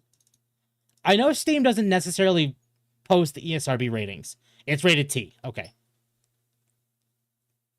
So it's for teens, at least. In addition to the content listed below with redacted titles, Susie has produced over 7 more videos for which the person is regretful of producing. There is already enough drama these days in the trans space with trans kids and various other content in that sphere that is highly problematic whenever kids are involved. Now, I get that Susie has rebranded themselves as the wholesome streamer and content creator, but AV content production isn't something you get to wipe away. Now, yeah, they definitely kind of list some things that they've done before. What I will say, and this is something that people brought up, is that they have also worked with Capcom America several times on several other games. Okay. So this is not a first-time thing for them. Capcom America probably just got them to work with them again because they've worked with them several times in the past. It is not because of what they've done in the past. It is just the relationship. I can understand why people would not want her involved with this. Interesting. But at the same time, I don't know how many people Capcom has within their circle of like influencers that has done that much stuff and not shat on them. Because again, Capcom lost a lot of goodwill with Monster Hunter Wilds. And now they're getting it back. They've definitely gained a lot of it back this year. But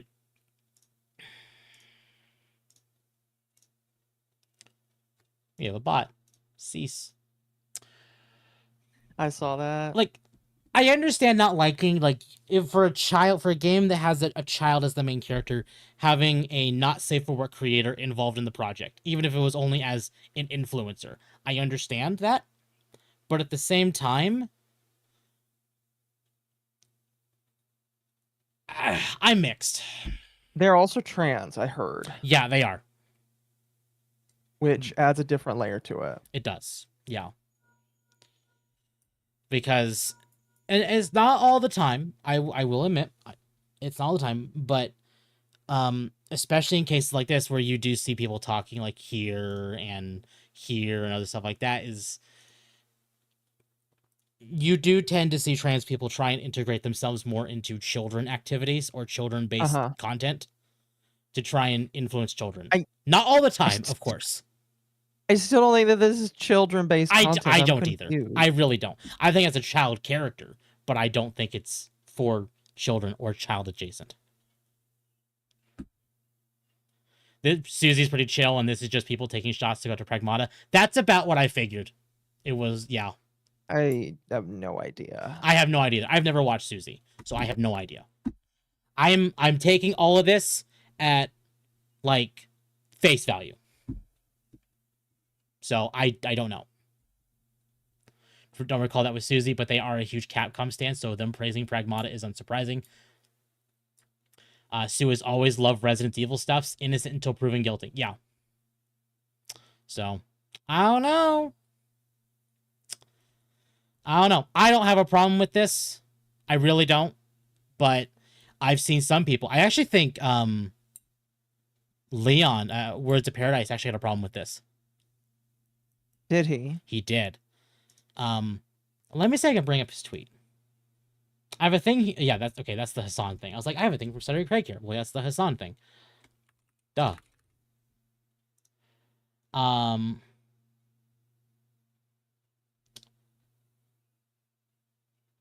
Here we go. I'm actually. The hatred for Sphere Hunter has nothing to do with him being trans. It has to do with the fact that he sucks off every bit of Capcom and Resident Evil slop, regardless of quality, just to cozy up to Big Daddy Capcom to get even more free slop. Textbook definition of a shill. Is that what he said? That's exactly what he said. Now, admittedly, he did say something that I cannot say on Twitch, or like on YouTube or Twitch, so I toned it down. But yes, that is what he said.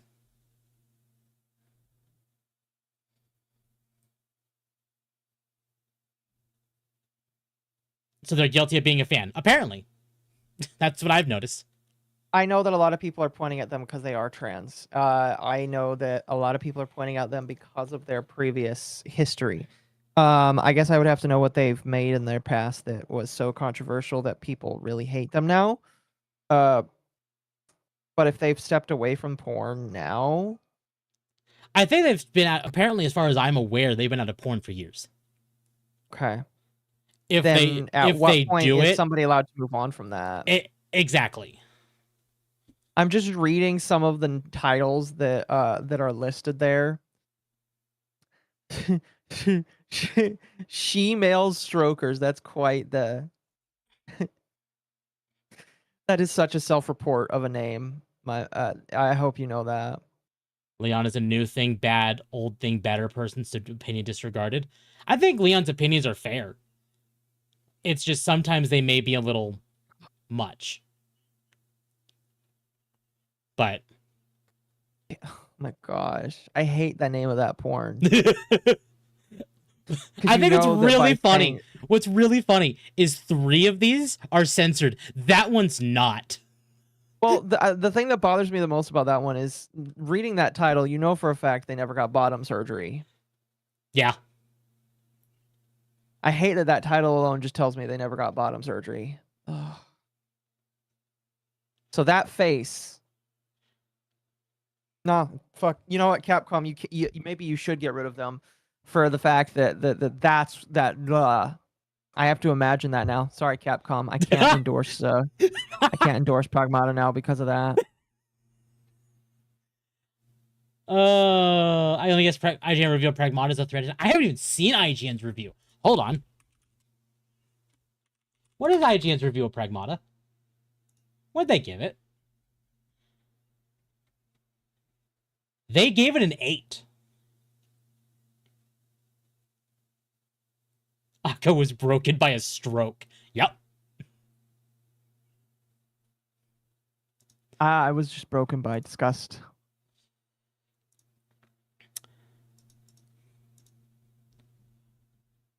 Just and then we had that. Oh no, that went to the wrong thing because that was the last thing I had open. Oops. There we go. Reddit mods have started removing positive posts about Pragmata. They gave him no reason at all, so I think someone in that subreddit hates the game. Yeah, this one is really weird. They're just removing the game from the thing. It's kind of crazy. Yeah, I'm guessing it's a rogue mod. Which, oh well, it's Reddit. It happens. Why are you on Reddit? There was a recent video by Caleb Hammer about Reddit that you guys should watch. Really? Mm-hmm. Okay. It's a good map. Or, excuse me, it's a good video. It's a Hassan fan. But there's been other good things coming out. Actually, no, wait, no. There's one more bad thing. Capcom is facing accusations from some fans over the permissional Twitch chat badge for their newly released game Pragmata. For the promo, Capcom released an official badge called Cryana, which shows Diana's face with a crying expression. Some fans claim the badge intentionally references an obscure online meme from anime communities and accuse Capcom of using it as pedo bait. Most of the people call the reaction overreach and argue the badge is simply a standard sad emote for branding and has no meaning. And that's probably what it is. Yeah. No, I think they knew what they were doing there. You think this is pedo I'm gonna bait? be honest.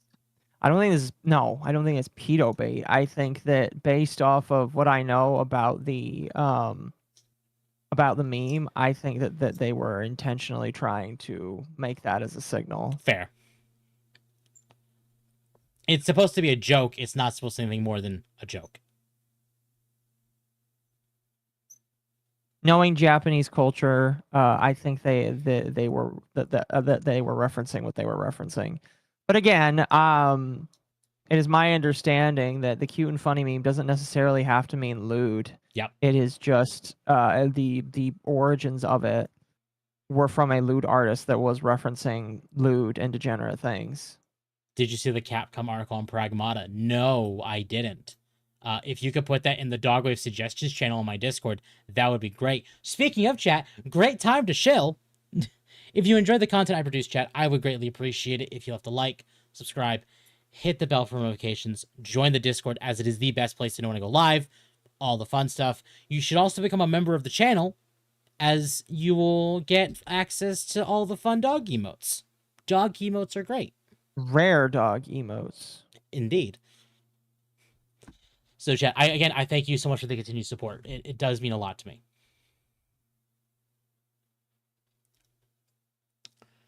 Anyway, oh yeah, and there was this here. Sub goals, chat. At 990 subs, we are actually playing Sonic. Oh, wrong one. At 990 subs, we're actually playing Sonic 06 with the shot caller. And then at 1,000 subs, we are, or at least I will be getting a Sonic model, around 1,000 subs. I am in the Based. process of working on it now, so it might be done before then, but at least we'll see. Damn, I forgot how tiny Minish Cap was as a world. Unmodified Sonic 06, all the bugs? Yes. With the shock collar. It's going to be great. Welcome, Jazz. No shoes Sonic. No, they're. It depends. I found a model maker I like, but they're like $900. And I'm like, Jeez. I don't know I mean, about you that could one. you could definitely listen. You've made a lot of money from getting shocked, didn't you? Yeah, I did. Start So saving. like I could pay for it, absolutely.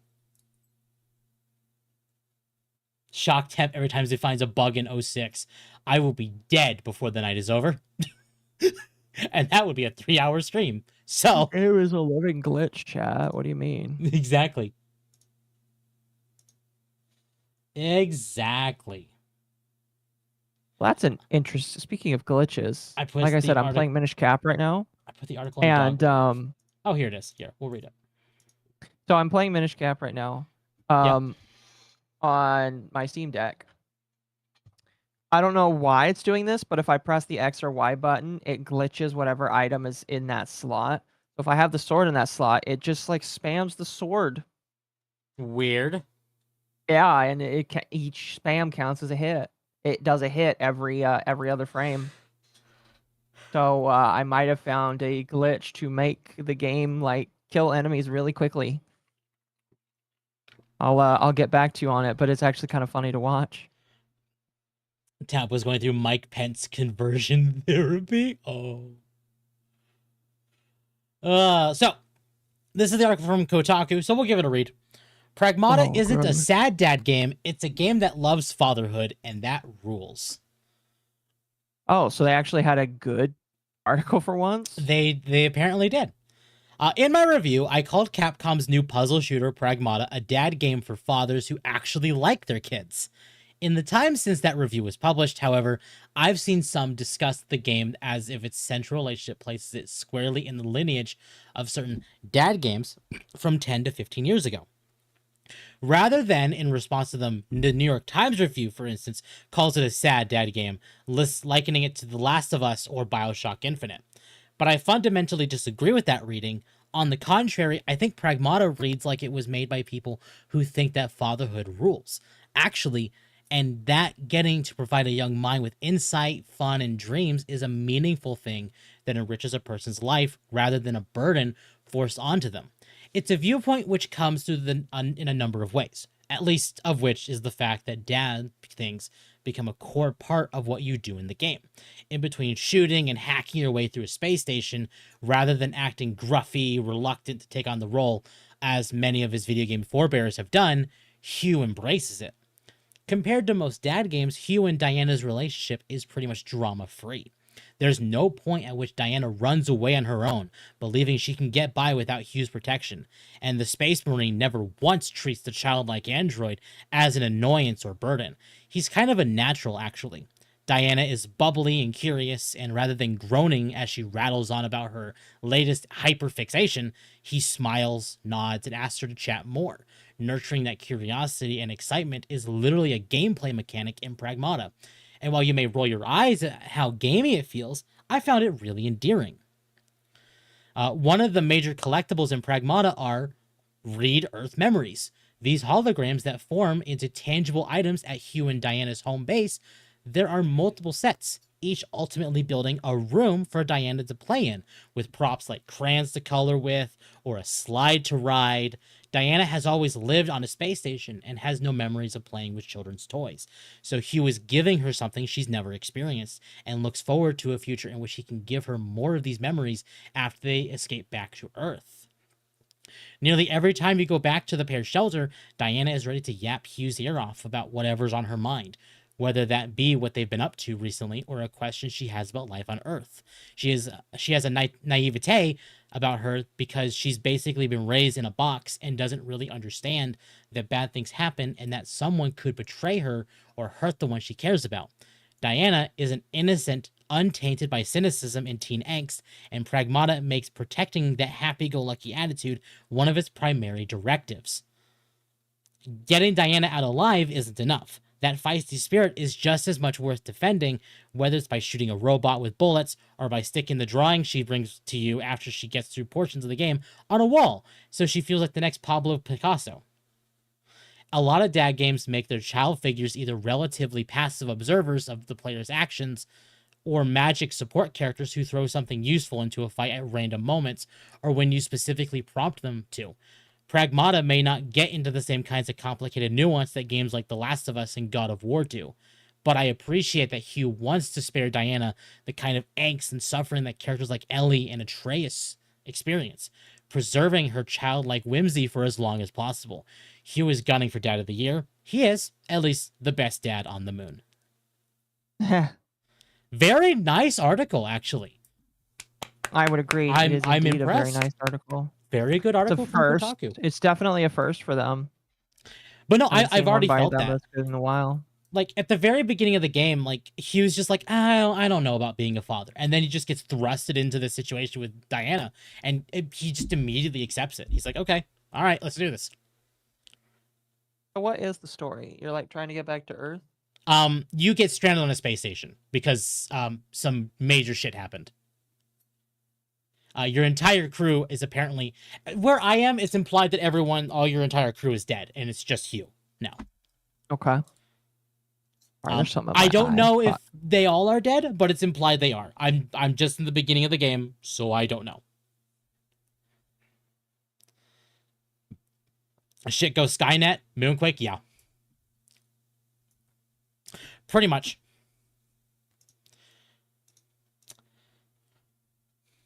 Let's see. There's obviously more in here. I'm just gonna find it. There's so much shit in here. Here we go. Capcom's Pragmata is making thousands of people suddenly want to start a family. You play as Hugh, a soldier stranded on a ruined lunar research station, and your job is protecting the childlike android Diana while fighting rogue AI to get home. One emotional moment, she gives him a crayon drawing of the two of them together as a little family. Even streamers who say at the start that they don't like kids end up breaking down in happy tears. Many are openly admitting it made them want children of their own. This is not often a game does that. No, it is not. In fact, I grabbed this in Demion post, but I forget what it was about. Yeah. Pragmata is like a dose of the most purest optimism imaginable, being dropped like a truth nuke in a valley of activism, SSRI-filled brains, and propaganda, and it's glorious. And then, this one is fun. According to a fan theory, Capcom's Pragmata is secretly Japan's clever plan to fight its birth rate crisis. You play as a spacesuit-wearing space dad protecting cute little Diana. Their wholesome father-daughter bond is so touching that many players say the game actually makes them feel real parental instincts and want kids. Japan just hit a new record low with only 706,000 births in 2025. The fertility rate is still stuck around 1.2 despite billions spent on incentives. Coincidence or genius marketing? I think it's genius marketing. Hopefully it inspires some Japanese people to have children. I hope it inspires some Americans to have children. Granted, some of America is... America, it depends on who you ask, but some of it's fine, some of it needs help, you know? Mm-hmm. Oh, excuse me. Before we get to the Hassan clip, I want to make sure I've gotten everything for Pragmata. Because that's the last thing you wanted to talk about with it. Yes. Yeah, it is. Okay. Chat, who wants to see Hassan just about this game? Because we're going to see Hassan about this game. I have to make sure you all can hear this before we actually do it.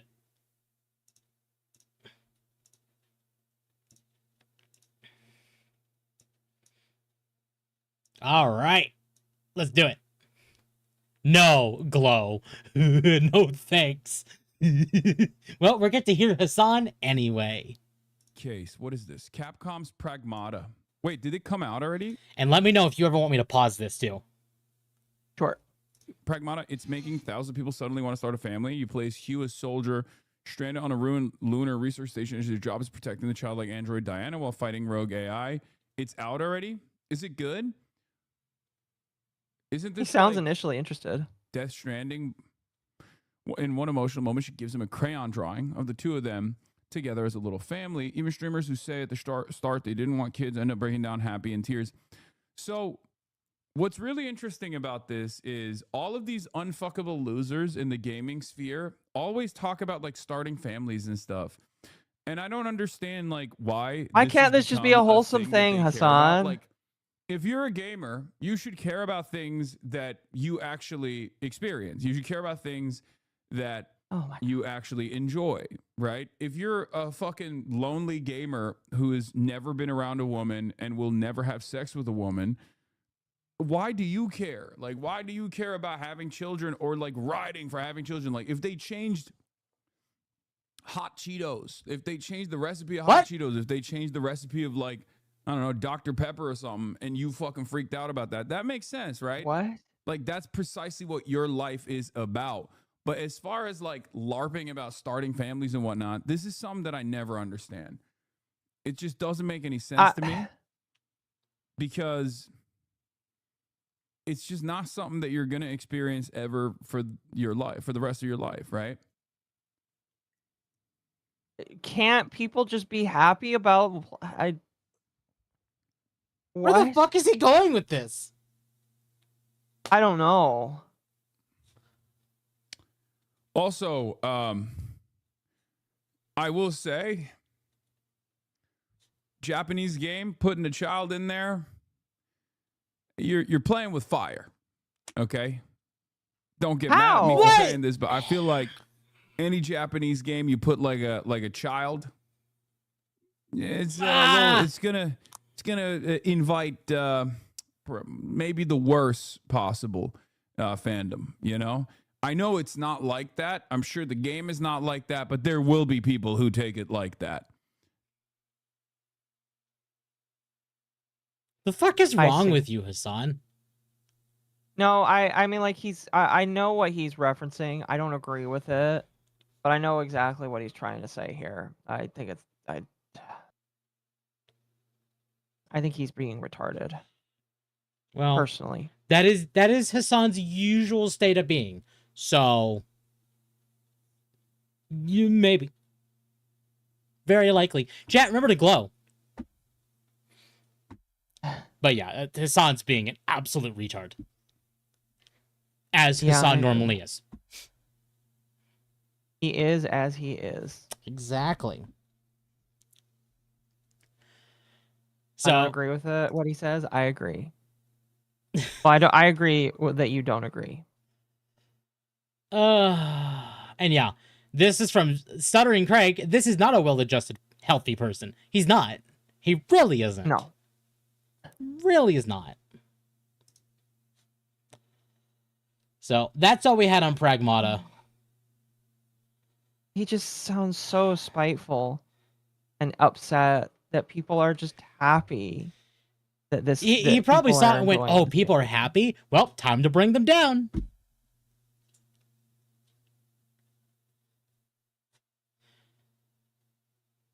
Anyway, yeah, just a big anyway.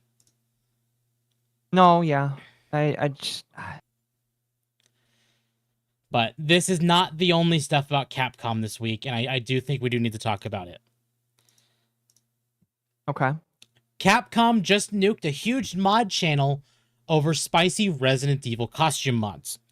YouTuber Grizzo UK, which had 216,000 subs, got emailed remove 1,000+ videos, including non-Capcom stuff like Stellar Blade, or lose your YouTube channel. YouTube even terminated him by mistake. He's done with Resident Evil mods now. Capcom really hates mods while letting others slide. What do you think? This would be IP protection or should it bullying over mods? So yeah, Capcom literally sent him a cease and desist on making mod videos. I thing about mods is, I mean, like I feel like they would fall under fair use. They do, but it's one of those things where, regardless, these companies don't think so. And coming from Japan, I understand why they would think that, because in Japan it's probably not. So one of the higher ups at Capcom basically said a while in the past that they believe mods is a form of cheating, which is part of the reason why their games have DRMs in them. It's not to stop Right. cheating, it's to stop cheating, according to Capcom's meaning behind cheating. Right. And cheating includes mods. Right. So, yeah. Now, I don't agree with that. I think this is bad. This is censorship. Also, Capcom should not be able to tell them to stop making mod videos about games that are not their own thing. I don't Bad. think it matters to them, It doesn't, but bad. which is dumb. I think it is very bad. This is a no-no, Capcom. No, absolutely not. They're never going to stop it. They're a Japanese I know they're company. not. One of the few things about the Japanese people that sucks. No, I agree. It is one of the many things that sucks. It's just, it's frustrating. And then there was one other thing about Capcom this week that is, it's speculation at best. Okay. Dragon's Dogma 2 received a mysterious 77 gigabyte update on SteamDB today, so people think it's a DLC or an expansion. The new depot appeared briefly and was much larger than the game's 65 gigabyte base install, then was removed and replaced with tiny placeholder files.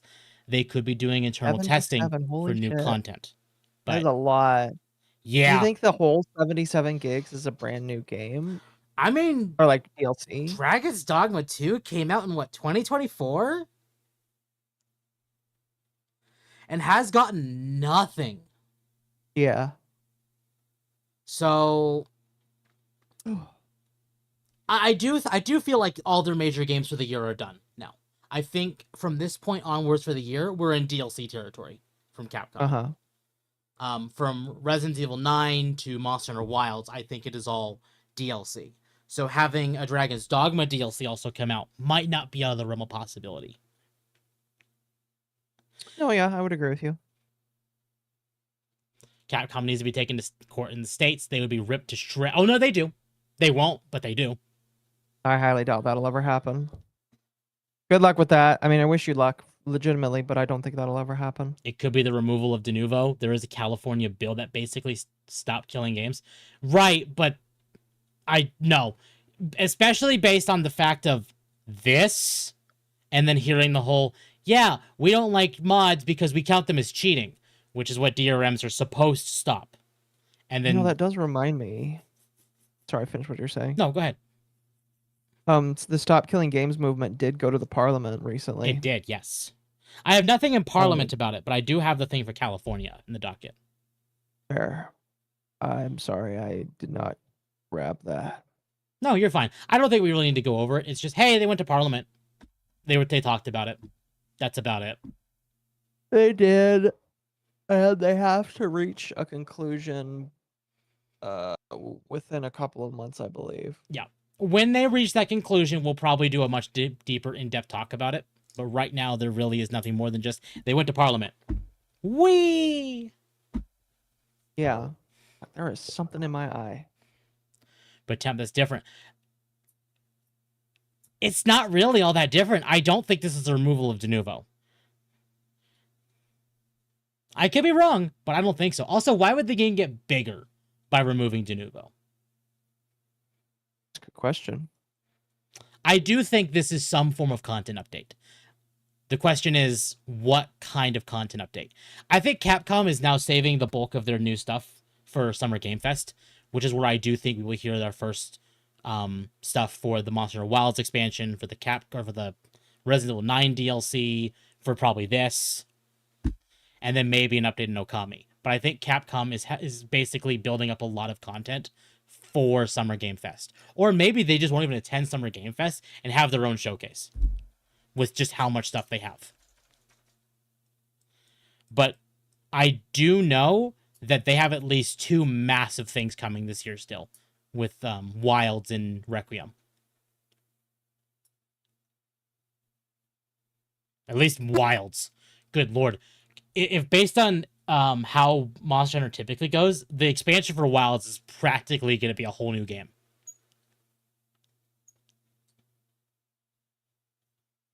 So that one's going to be big. So we'll see what happens when it comes to Dragon's Dogma. I do hope it gets DLC. I need to finish Dragon's Dogma 2. Expedition is dumb, but I'm sure they can legally. Wilds bombed though. Wilds actually didn't bomb. It did poorly because of performance, but it did not bomb. And Capcom has already confirmed that an expansion is in development. So it's coming. Whether it bombed or not, it's coming.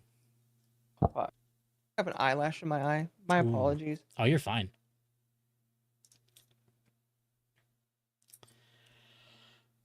I was told that there was primo autism in Mizu's server earlier. Oh no. Damn. Speaking about stuff happening at the end of the year, because that's probably when the Wilds expansion is coming out. This is actually happening in a week. Not at the end of the year, but this is tied to something happening at the end of the year. Akko talked about this, but I figured say good for Dogwave. Iron Mouse is going to be at the FanFest in Anaheim next week. Well, is going to be at quotation marks. She's going to be on screen. Like, she's not actually going to be there. But anyone who actually cares about this, we're excited to share that popular VTuber Iron Mouse will be joining us as a guest panelist at Fan Festival 2026 in Anaheim. In addition to streaming, Mouse is a very talented singer who has released original music, collabs with other creators, and covers of popular hits, and even performed her own concerts. We felt this created the perfect opportunity to invite us in on the portion of Koji Fox's panel discussing the creation of Final Fantasy XIV music and lyrics. We should warn her that Koji can be a bit excitable when meeting his virtual idols. We also heard that she plans on bringing some sort of surprise for the Warriors of Light who tune into the panel. She dropped this off as a teaser, and it may be a good idea to get your 14 light sticks to pink before the panel ends. And you can definitely see, and this is how I know it's an aura, is you can see the horns and you can see the tail. She is unveiling an aura model at FanFest. She doesn't even play. So actually, I was informed that she does. I actually talked with Dama a couple days ago, because even Dama and I were like, I'm not actually sure she's made it past The Realm Reborn. And then one of her viewers popped into our discussion and basically said, no, she actually does play. The stuff you're probably more likely seeing now of like when she's playing now is more stuff she's doing with CD, with Sea-Dog. Taking him through the game with a fresh character. Yeah. But from what I've heard, she has actually caught up with the story. So, again, I don't think this is bad. I think this is fine. And Square's reasoning for this is like, she's a singer, she's made music, she's done all this stuff, and she's on the music panel.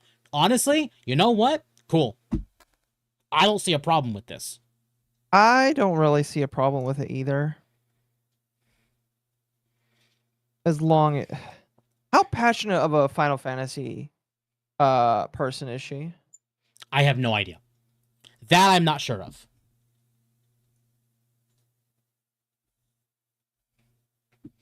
But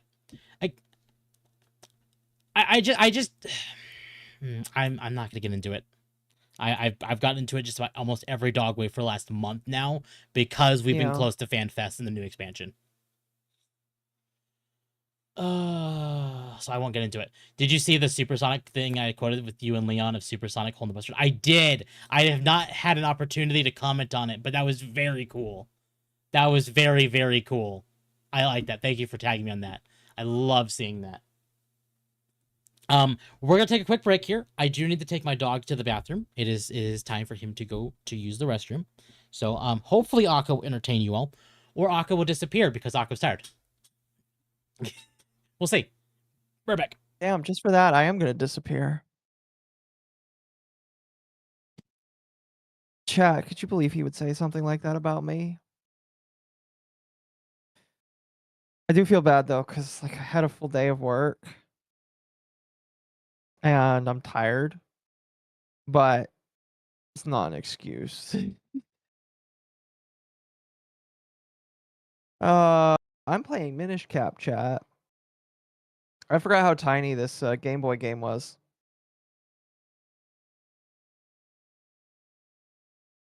Left Akko hanging, he did.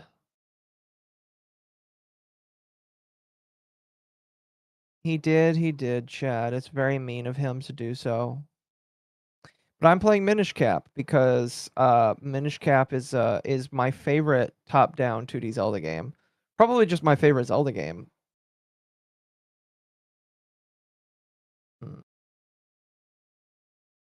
The old man dog's bladder, yes.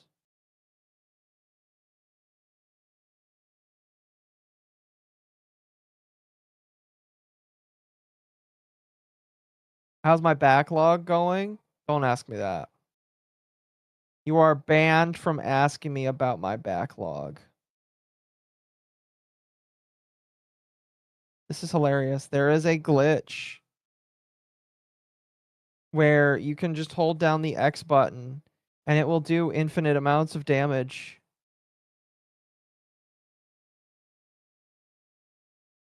It is amazing. I can just like spam the sword button and I don't think it can do anything.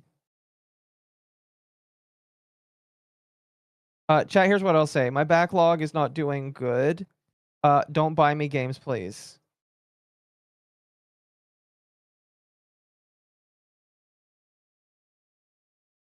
If you don't buy me games eventually, you know, if I just don't buy any more games, I'll eventually get through all of it, you know? There we go. Temp is staring at Akko's soul. Temp is staring at something. I don't think it's me, though.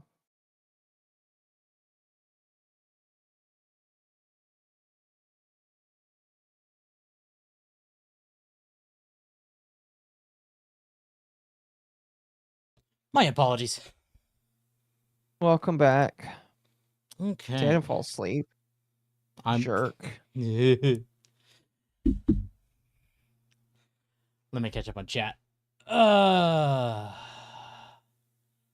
Here's how Mouse doesn't end up being a bridge to the bad normies again. Old man needs that tinkle, and he's gone. Left Akko hanging like that. I did. On a Sunday, the hell are you doing?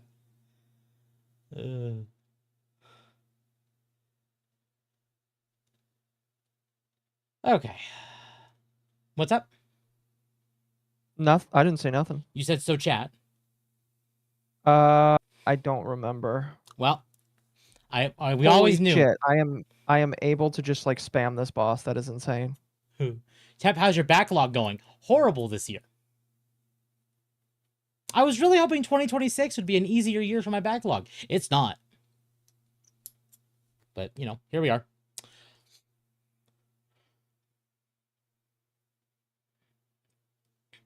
But no, I basically said us. I said to Akko specifically, I don't think this is a bad thing. I think it'd be more of a bad thing if Sea-Dog was with her. To be fair, they have not said that he is, but they also have not said that he isn't. But I don't think he actually is because they specifically mentioned the panel she's on. Now, they did say that Jesse Cox is at FanFest and actually is on a panel. Wait, really? Yes. That man hasn't been around in a long ass, or I haven't seen his shit in a long ass time. Yeah, apparently he's on a Q&A panel. Like, just like a lore thing. He plays the game, I think, just about every stream now. Like, he plays the game a whole lot. Yeah. So, I mean, fine. I don't see a problem with that. They just got a whole bunch of, like people who know the lore and just put them in, like, a lore panel together. Which is fine. No, cool. I guess if they know what they're doing. Yeah. Again, it's one of those things, like, I don't see a problem with it.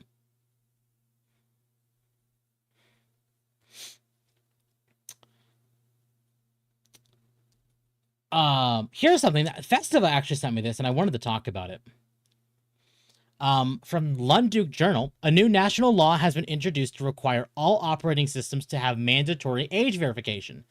House Resolution Yes. 8250 to require operating systems providers to verify the age of any user of an operating system and for other purposes.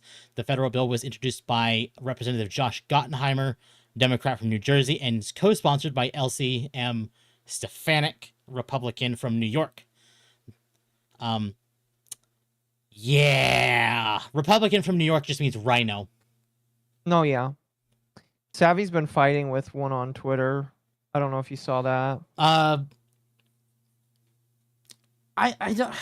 I've seen Savvy do something, but Savvy posts a lot, so I'm not quite sure I've actually seen it. That's fair. So both parties hate us again? Yep, both parties hate us again. They have never actually stopped hating us. Oh, So. shit. Ran out of color. Give me a moment. No. So what this is, for people who are not aware of what's going on, this basically means if you want to use your computer, you need to provide government ID to use your computer, to verify your age. Which is bad. You should not have to verify who you are to use something like this. At all. This is bad. This is very, very bad.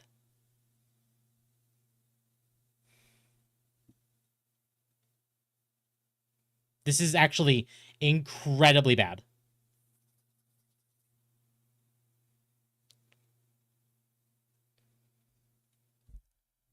So, yeah, it's very unconstitutional, but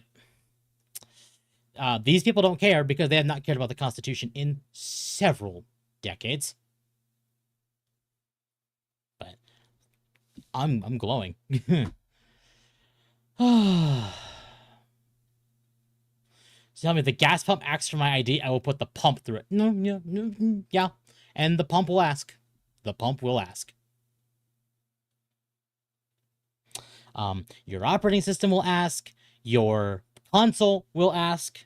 Like, you gotta show your Nintendo Switch your ID, because that's how this operates. Okay.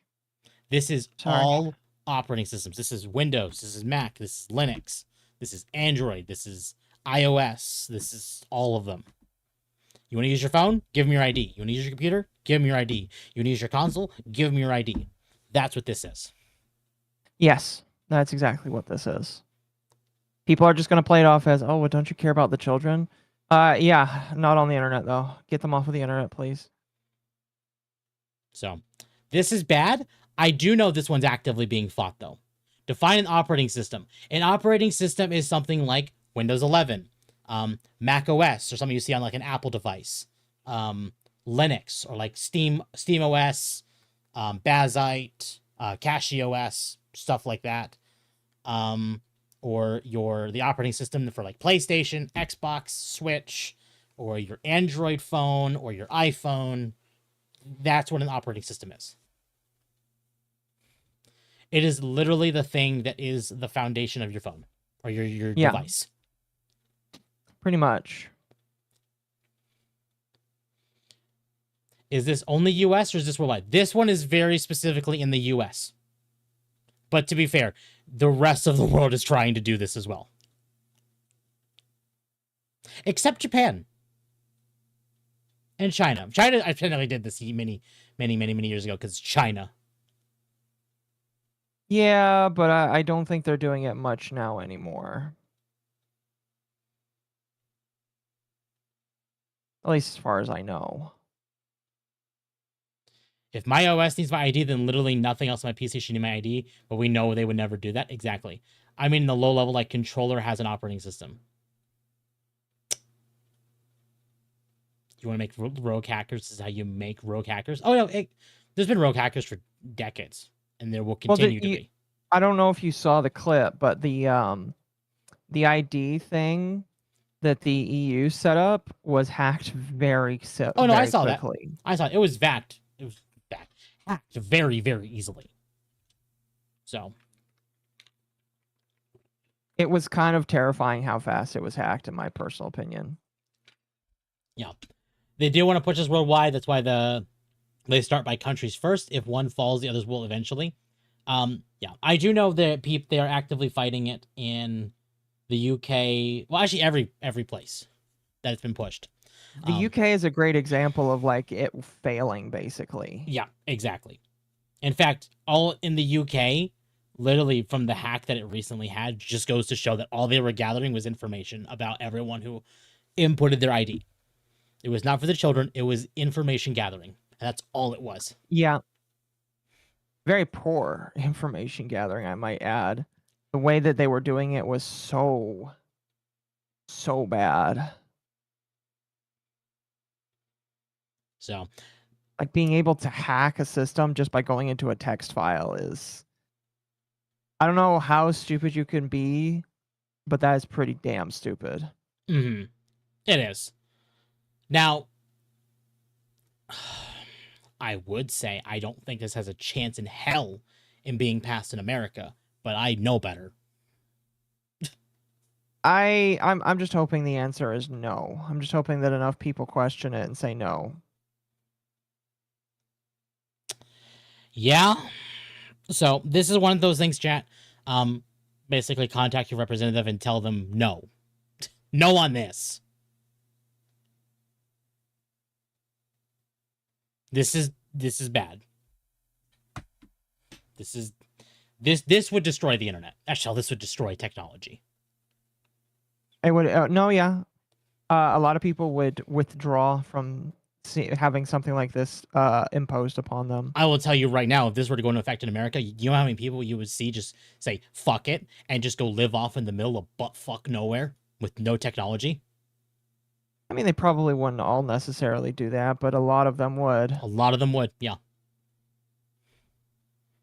They will go off and live in some backwater town with no, like, major things.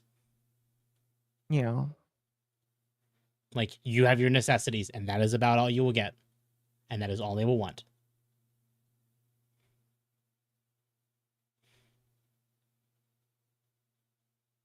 So, hopefully this doesn't go anywhere. Again, of course, it all came from within the boundaries of New York. And I'm counting New Jersey as New York as well.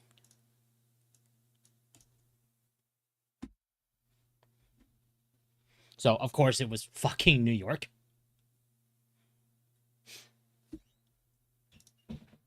We'll just have to wait and see. A lot of the time, these things get struck down when they do happen. Mm-hmm. So, we'll see. I think it was out of more states. Like, more like, say it was like, okay, it was New York, and it was like Chicago and like Michigan and New York, like Minnesota, Colorado, stuff like that. It might have more traction. But because it was almost exclusively within essentially the confines of New York, we'll see. Right. God damn it, New Jersey. Why do you make it so hard to like living in you? How do you think I feel? I'm a Californian.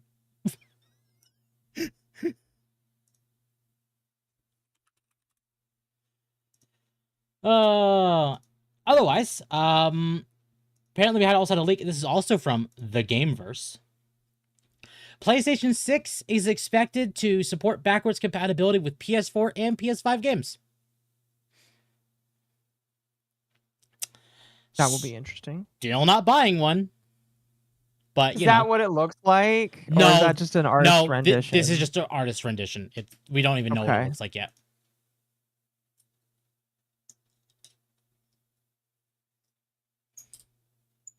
So that's interesting, though. I still wouldn't buy one, but at least that's nice. Like it'd have backwards compatibility up to like 2 generations ago. But sucks that it wouldn't do PS3. It sucks that it wouldn't do 1 through 3. No, I would agree with you on that. Like, honest to God, if this did everything, I would be more inclined.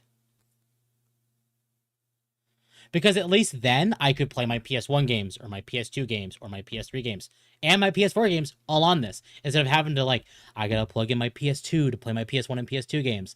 I gotta plug in my PS3 to play my PS3 games, and so on and so forth. If I could just have one console do all of that, you know what, honestly, that's more worth it to me than, PS4 through, PS5 onwards, essentially. Right. Just make a backwards compatible system. Yeah. Is all we're asking for. Like, I'll tell you right now, if it had full backwards compatibility with all of PlayStation's like main like consoles, it would actually sell. But I mean, to be fair, having backwards compatibility to PS4 and PS5, at least PS4, would make it more desirable. But at that point, it's like, or you could just play your PS4, unless your PS4 is dead, and then at that point, fair. Mine still lives. It's just loud. Mine, I'm pretty sure still lives. I haven't touched it in a while. I touched mine this year. I booted up Destiny 1. Gosh, really? Yeah. I didn't play it very much. I didn't even make it out of the tower. I just went through my vault. Fair enough. I just wanted to feel nostalgic for a bit. Did it give you what you were looking for? No. I'm sorry to hear that. I think I wanted to stream Destiny 1, like a fresh playthrough of Destiny 1, and then just by the end of the time, I was like, no, I'm good. Ironically, I'm gonna kind of go back to the where is it? Like this thing. So one of my original ideas when I had the Sonic 06 with shot collar thing, I actually was debating, what if I play Destiny 2 but with the shot collar? And then Tape was like, but the octopus is gonna yell at you for that. I'm like, yeah, the octopus would yell for at me Destiny that. 1? Destiny 2 with the shot collar. Oh no. Because that's the thing is like I play That's Destiny like 2, double but then chat pain. gets to shock me. That's like double the pain though. But we were talking about it, and I'm like, we could do Sonic 06. Sonic 06 is going to be equally as bad for different reasons. But that I think you're correct. I think Sonic 06 will actually be more enjoyable though. Sonic 06, yeah, I think it would be way more enjoyable. So I can't take that Doro seriously. It looks so smug and naked. Yes, Magma. You 2 subs off of 06? Oh, really? Are we 2 subs off of 990? Nice. Congratulations. Let's go. Chat, again, thank you so much for the support tonight. It does mean a lot to me. So this is something that came out of apparently Disney this week. And this one's fairly interesting. Star Wars author Claudia Gray on Lucasfilm blocking Mara Jade from canon, stating a couple of times I was like, really? Really no Mara Jade? And they were like, no. Timothy Zahn, who created her, said he was told no too. Grand Admiral Thrawn, also created by Zahn, is a franchise cornerstone. Why is Lucasfilm willing to bring back one but not the other? I have my theories about why they don't want to bring back Mara Jade. Because she's a cool girl boss? I don't know. Do you know who this character is? Yes, I read the trilogy that came right after. Okay. For people who do not know who Mara Jade is, she was written into the Heir to the Empire trilogy, which took place after episode 6. So these were essentially, if you wanted to consider them canon, 7, 8, and 9. The real 789, the real 789 that people wanted. Yeah. Mara Jade was actually indoctrinated by the Empire and was actually one of the Emperor's personal assassins. Like, she was higher up than the Royal Guard was. So when the Emperor died, she basically became a mercenary within the Empire and eventually ended up falling in love with Luke Skywalker and ended up becoming his wife. So they got married, had kids, all that fun stuff. My guess is on why they don't want to bring her back. Because that would mean they'd have to retcon the sequels. Because I tell you right now, no way in hell would Mara Jade allow Luke to become whatever the fuck that was in the sequel trilogy. Absolutely not. She'd bitch slap his ass. She would.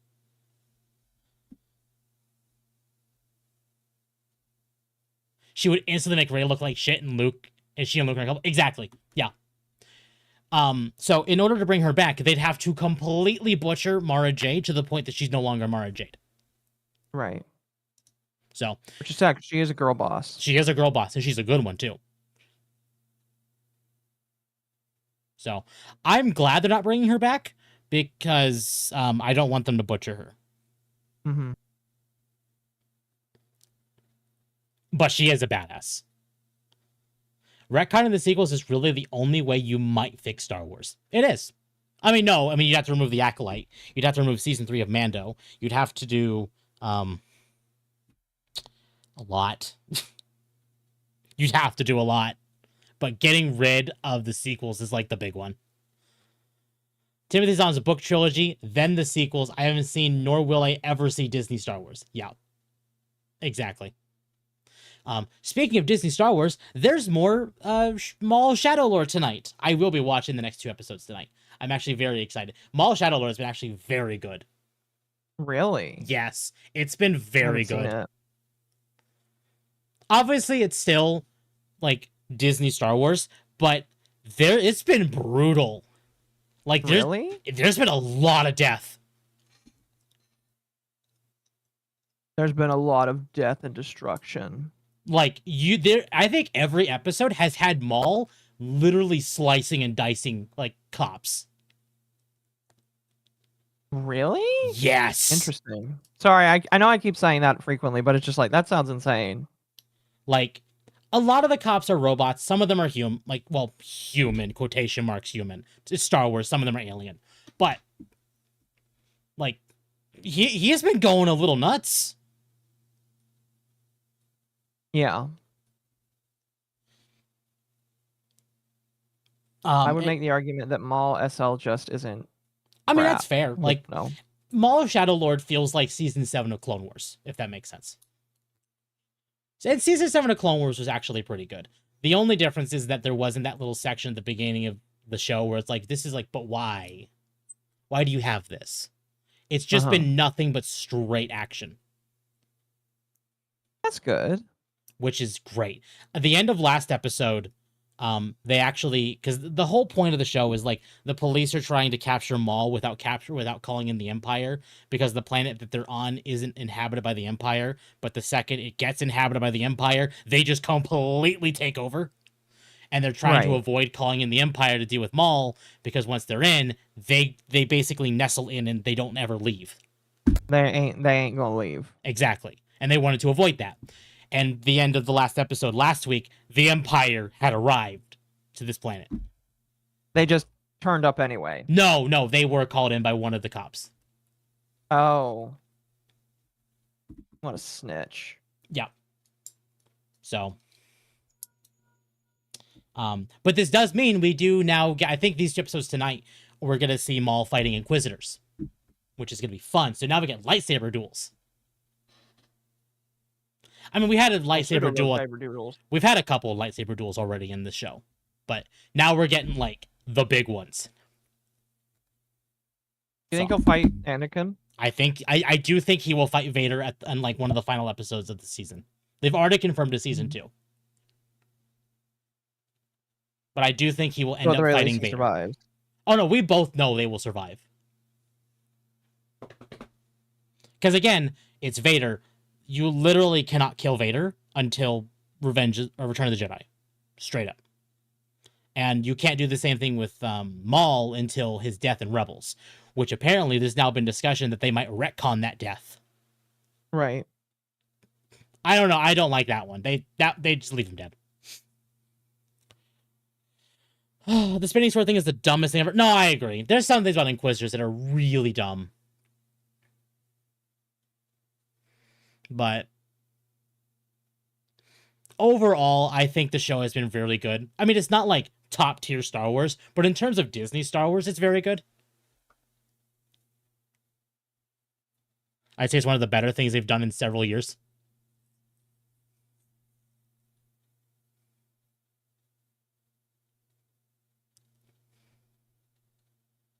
Need to face Kenobi. Well, that was how he died in Rebels. He literally died in Kenobi. Like him and Kenobi had a lightsaber duel in Rebels, and Kenobi cut him down immediately. There was no duel. It was just he fucked Maul up. And then Maul died in his arms and literally said, Luke is their last hope. He died basically begging Kenobi to continue what he's doing for Luke. Because he knows Luke is the last chance they have of beating the Empire. Even Maul knows this. So, again, I'm not going to say all of Disney Star Wars is good. A lot of it's really bad. But that's why I am praising Shadow Lord, because it is actually good. Yeah, I don't want them to retcon Maul's death.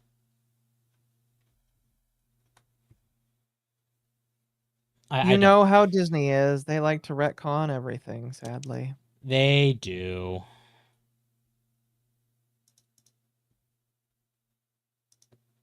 Which is a shame. Oh, well. Let's see. What else do we have? Oh, yes. This is something I wanted to talk about. AMD. Oh. You know what? Nope.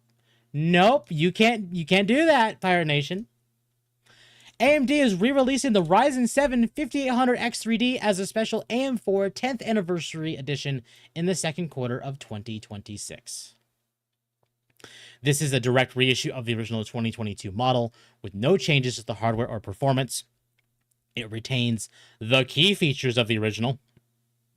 8 cores, 16 threads, up to 4.5 gigahertz boost clock, 100 megabyte total cache, including the large 96 megabyte L3 3DV cache, and 105 watt TDP. The CPU will carry fresh anniversary branding and packaging to celebrate the 10-year mark of the AM4 platform, which launched in 2016. AMD is re-releasing, and then I think this is why he deleted the post, is because it kind of was doubled. But essentially, AMD is re-releasing the 5800X3D, which is it's actually really good. Apparently, it's a very good GPU. Not GPU, CPU. Temp archive run is the end of the world. I'm better about archiving now. I just haven't had to act on a lot of my archiving. But ever since a lot of my early, I wasn't archiving problems, I started archiving a whole lot more. It's just since then, I really haven't had to act on it.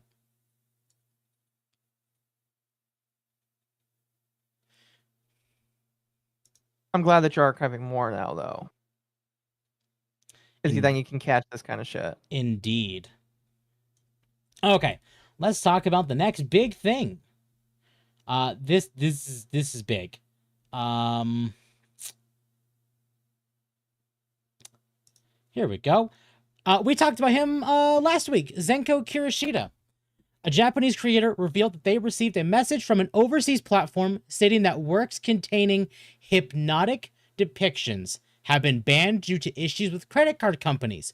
While both Visa and MasterCard publicly state they will not suspend transactions for illegal items, they have rules within their own regulations that restrict sexual depictions, and these restrictions have been tightening in recent years, taking countermeasures necessary. So, and this is from this creator, Ayui Etizen. I got a message saying since card payments will no longer be available on Faku, the works for hypnosis will be discontinued from now on. And yeah, I guess it is impossible to sell hypnosis works overseas. After all, that's the vibe. In fact, someone here says this is unfortunate. I was able to purchase a copy at least. Why does a payment processor have a say on what I can purchase legally? They replied saying it's a bit of a mystery since it's in the mindset of an overseas card company. I'm not entirely sure if it's a religious issue or something stemming from a germaphobic ideology, but Japanese adult manga sales sites seem to do their best to cut ties with those kinds of places or find some way around it. Now, since then, in fact, here is the post. Oh, let me double check this post. It's in here. It's just not translated. Yeah, okay, that's something else. But archive is the end of the world. It is the end of the world, chat. That's something else, but I'm glad I opened it. From Chibi, important censorship news. Faku has contacted me and told me the recent censorship on their site is thanks to payment processors. Faku told me it's okay for me to share our DMs to break this news to all of you before they make their official post on it. Faku is a legal site that houses adult manga for those unaware of them. They directly told me they will be looking into legal action against card companies restricting artistic expression in manga. For a while now, payment processors have been strangleholding them and demanding censorship. Japanese authors have recently opened up about these issues, and it appears Faku is trying to create alternative payment methods outside of Visa and MasterCard. So to clarify, Faku is siding with creators and is taking a stand against censorship. Weird name for a website, I'm going to be honest with you. It is. So these are the DMs from Faku to Chibi. And again, these are, we are allowed to read these because Faku has approved of this. Faku said, thanks for bringing attention to the payment processor situation. We did want to clarify that it wasn't us censoring any Japanese artists. It's being imposed on us by the payment processors. We are doing everything we can to fight back and want people to support us and not think we are censoring. Chibi replies saying, thank you for clarifying. Oh God. Chibi. What? You need to format this better, buddy. Can't read those. They said, we are going to make a statement about it this week. It's something we've been dealing with legally for the past few months. Yeah, we are introducing alternative payment options, and we are legitimately going to try and fight it legally in the future. Okay, I'll break the news to it in a bit. I'll also retweet your official post once you release it this week. I actually don't think I've seen an official post from Faku. Let me see if I can find it real quick. I don't want to go to their actual Twitter, because I think doing that on a stream is a horrible idea. Just saying, I think it is genuinely a horrible idea for the sake of my channel. Here we go. An update on payment processor issues from our CEO, Large Hot Coffee. What a name. What a name. An update on payment processor issues. Funny. At the end of 2025, a few weeks before Christmas, the payment processor we had worked with for the past 11 years terminated our account abruptly, without any prior notice or warning. This was due to a fundamental misunderstanding of what anime and manga actually are, and new AI compliance systems built to detect malicious behavior that incorrectly flag content on our forums from users discussing our favorite hentai games. These events follow a broader industry trend where online platforms are falling under increasingly strict scrutiny regarding controversial content. Variations of these restrictions have already impacted prominent websites such as Steam, itch.io, Pixiv, Fansly, Subscribestar, Fanza, and Camiflow, and many more. Similar pressures even led to individual games being delisted from storefronts, most recently with the removal of Doki Doki Literature Club from the Google Play Store. I'm going to sleep now. Chat shot the dog. Well, have a good night, Magma. Also, one more sub to 900. Sorry, 890, 990. I want to sleep now. Yeah, go to bed, Magma. Get some sleep. Oh, Magma, can I join you, please? I'm tired. Stating hundreds of thousands of other unnamed or lesser-known adult visual novels were delisted or retired from Steam in July of 2025. Valve explicitly confirmed the removals were due to notifications from payment processors and acquiring banks that certain games violated their standards, risking platform-wide payment access. So, Faku is going to, or at least according to what Chibi has said here, that they are going to try and find an alternative to payment processor, if not make their own. So, good. Good on Faku. Indeed. Very good on Faku. Great name. I feel like you just like saying Faku right now. It's kind of funny, admittedly. It actually is very funny. But this actually kind of goes into this. And bring on more censorship in 2025. It's time for censorship. And again, this is translated from Portuguese, so there might be some weird stuff here. A hentai game developer said that the bank blocked his money, citing risks, without specifying what the risk was, even though everything was fully legalized. According to him, all operations were properly registered, with taxes up to date and documentation submitted to prove legality. Even so, the bank halted payments in March, and the reason they don't want to say, but it's to censor.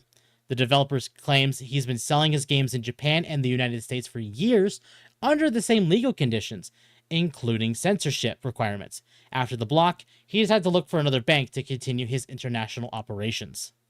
Which, good. Good, I agree. Very good.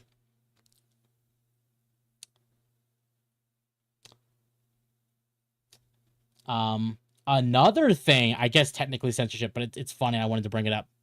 If this is gone, it's not gone. Okay, but if this was gone, I did not save this one, but this one is less important. So whatever.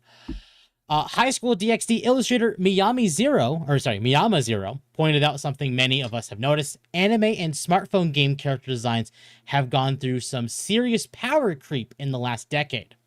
He says even his iconic Rias Gremory now looks relatively modest compared to the extremely exaggerated proportions that have become the new normal in MOBA gacha titles like Azure Lane. This shift isn't random. The hyper-competitive gacha market rewards designs that instantly grab attention and drive spending. What used to be fan service has quietly reset the visual standard for voluptuous characters.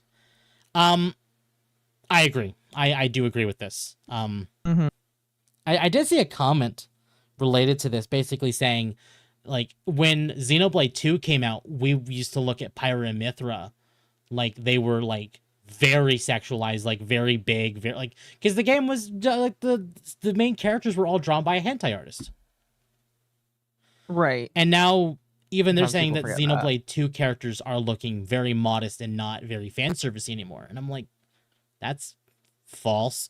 But it goes to show what games like Azure Lane, Honkai Star Rail, Zenless Zone Zero, Nikke have all done to the market. I'm not saying I disapprove, but I understand the point of what they're saying here.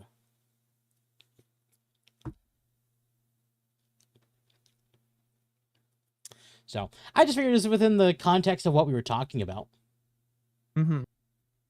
I do know it's been probably over 3 hours now because the stream did die. It only says 2 hours, almost 2.5 hours for me, because I had to restart it has OBS. almost 3 hours, yeah. So we'll be done very soon. I'm sorry, Temp. It's fine. We'll be done very, very soon. Let me make sure any last minute things have been gone over. And then we'll wind down. Oh, this is a big one. We're just gonna kind of briefly touch on this one. We don't have to read the whole article. Crafton was actually dropped on Steam DB for Subnautica 2. Ew, blue sky. Ew. Really? Yeah. So according to this, Crafton was removed from Subnautica as the publisher, and it has now gone back to just Unknown Worlds Entertainment. I mean, that's probably for the best, I'm going to be honest with you. Yeah. So it is... Crafton still owns them, but Crafton is no longer in the picture when it comes to Subnautica. So, cool. Awesome. This is something I've been hearing rumblings about, but I wanted to bring it up real quick. Apparently, the English voice actor for Child Goku and Gohan apparently went to prison for a few months. Dragon Ball voice actor Stephanie Nadolny, whom you may know as Kid Goku or as well as Kid and Teen Gohan, served jail time on account of property theft in Texas. Nadolny was sentenced on January 13th, 2026 for a criminal offense dating back to June 3rd, 2025. The prolific voice actor was arrested in Texas for property theft amounting to under $2,500 USD.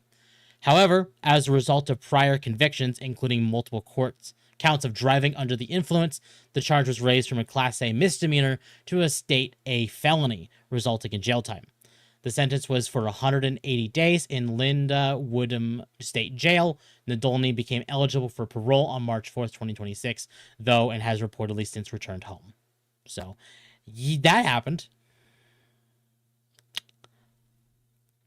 Indeed, that did happen. That's crazy. So, not a whole lot to go over. Just, hey, it happened. She's out now. Let's see. Kind of funny. I'm going to be honest with you. Oh, it is. It's very funny. A new survey shows that 44% of video game developers are thinking about leaving the industry. North America has seen the most video game industry layoffs by far, especially in the United States and California. Roughly 61% of all layoffs since the big wave began in 2022 have been in North America. California alone accounted for about 50% of global layoffs in the early years and still makes up around 27% of 2026 cuts so far. In 2026 to date, 55% of layoffs have hit North America compared to just 24% in Europe. The GDC 2026 State of the Game Industry Survey backs this up. 33% of U.S. developers reported being laid off in the past 2 years, higher than the global average of 28%. 76% of UK devs are now considering leaving games entirely. And chat, that, I believe, is where we are going to call it for tonight. Actually, something I just sent to you in DMs that would be even better to end it off on. Okay. Super Metroid released 32 years ago today. Oh. Still one of the most iconic Metroid games to ever exist. And if you've never played Super Metroid, you need to play it at least once. It is a great game. I have speed ran it in under an hour. It is fantastic. Yeah, you did that when you were here. I don't think I sped run it in under an hour at your house, but I can do sub 2-3 hours. Yeah. Pretty quickly. 1 hour is like a real lock-in. Mm-hmm. Actually, one final thing, and then we'll be done, because this is relevant because we played it yesterday. Windrose sold 1 million copies in 6 days and over 200,000 concurrent players. What is Windrose? So Windrose is, and for people who are not aware, I'm just going to open this and we'll go back to the article in just a minute, is a survival crafting pirate game where you basically end up on an island. You have to basically survive. You have to get your crew back. You have to get your boat up and running. It's essentially, the way that Magma and I described it is, this is what if you mixed like Valheim with Assassin's Creed Black Flag. And I say that, do not take that as a bad thing. Black Flag is considered one of the best Assassin's Creed games to ever have been made. Because its ship combat is some of the best that has ever been done when it comes to ship battles. It looks pretty decent. So this game has been doing incredibly well numbers. I played it. I only intended to play it for a couple of hours yesterday on stream, and then we ended up playing it for most of yesterday's stream. This game is very fun. And it's actually on sale right now for like another day or two. So I do recommend, chat, if you're interested in this game on Steam only, because it is an early access, you should pick it up. It is on sale. Otherwise, we'll go ahead and read what the devs had said. Ahoy, captains, we had just plundered another milestone, 1 million copies, and we means you. A crew of fine, brave captains sailing the seas of Windrose. Moreover, today, Windrose has assembled over 200,000 concurrent players. Your support for the game is absolutely astonishing, and your patience while we are working on fixes is truly heartwarming. While we keep working on the game, we read your reviews and comments, watch your videos and streams, and sometimes, honestly, shed a piratey tear of happiness. Because now when the game is out, you share our dream of swashbuckling adventure. And there are boars too, we know, but whatever does not send you flying into the nearest tree makes you stronger, right? Thank you for this, captains. You are inspiration in this journey, and Yar, that's going to be an exciting one. The reason why the boar's a thing is because the boars are fucking assholes. Are they like hard to kill? Maya Magma got yeeted by many a boar yesterday. Like, there is an actual enemy in the game called Charging Boar, and they send you flying if they hit you. Really? They just want to gore you to death? Oh, yeah. Nicely? Like, they hit you, and they fucking just yeet you.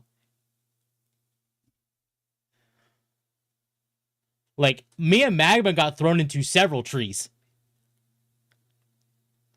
Those trees are the only reasons we didn't go farther than we did. So, boars are assholes, and they're great. So, if you want to play Windrose, chat, it is $27, down from $30. The sale ends in 35 hours, if this is your cup of tea. I'd say it's pretty feature-rich for being in early access. Oh my gosh. I'm going to send you one more thing that's Pragmata related that I think is funny. Okay. So, Diana is an AI, Yes. right? Here, let's go ahead and open Okay. this. So whenever she presents art to you, that is an AI art piece.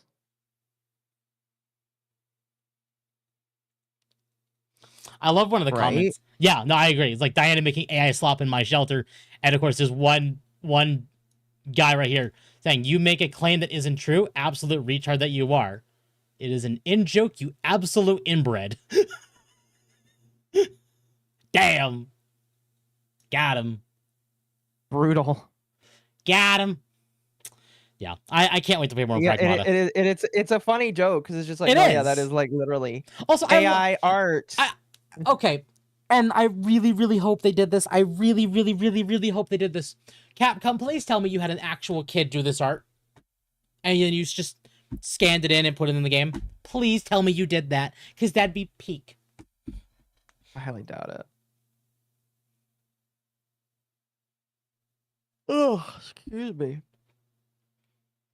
I love how everybody's like the only AI art that I enjoy.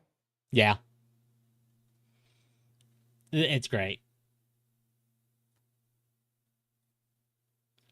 Otherwise, chat, now we are done. We're gonna call it here and let Akko get some sleep.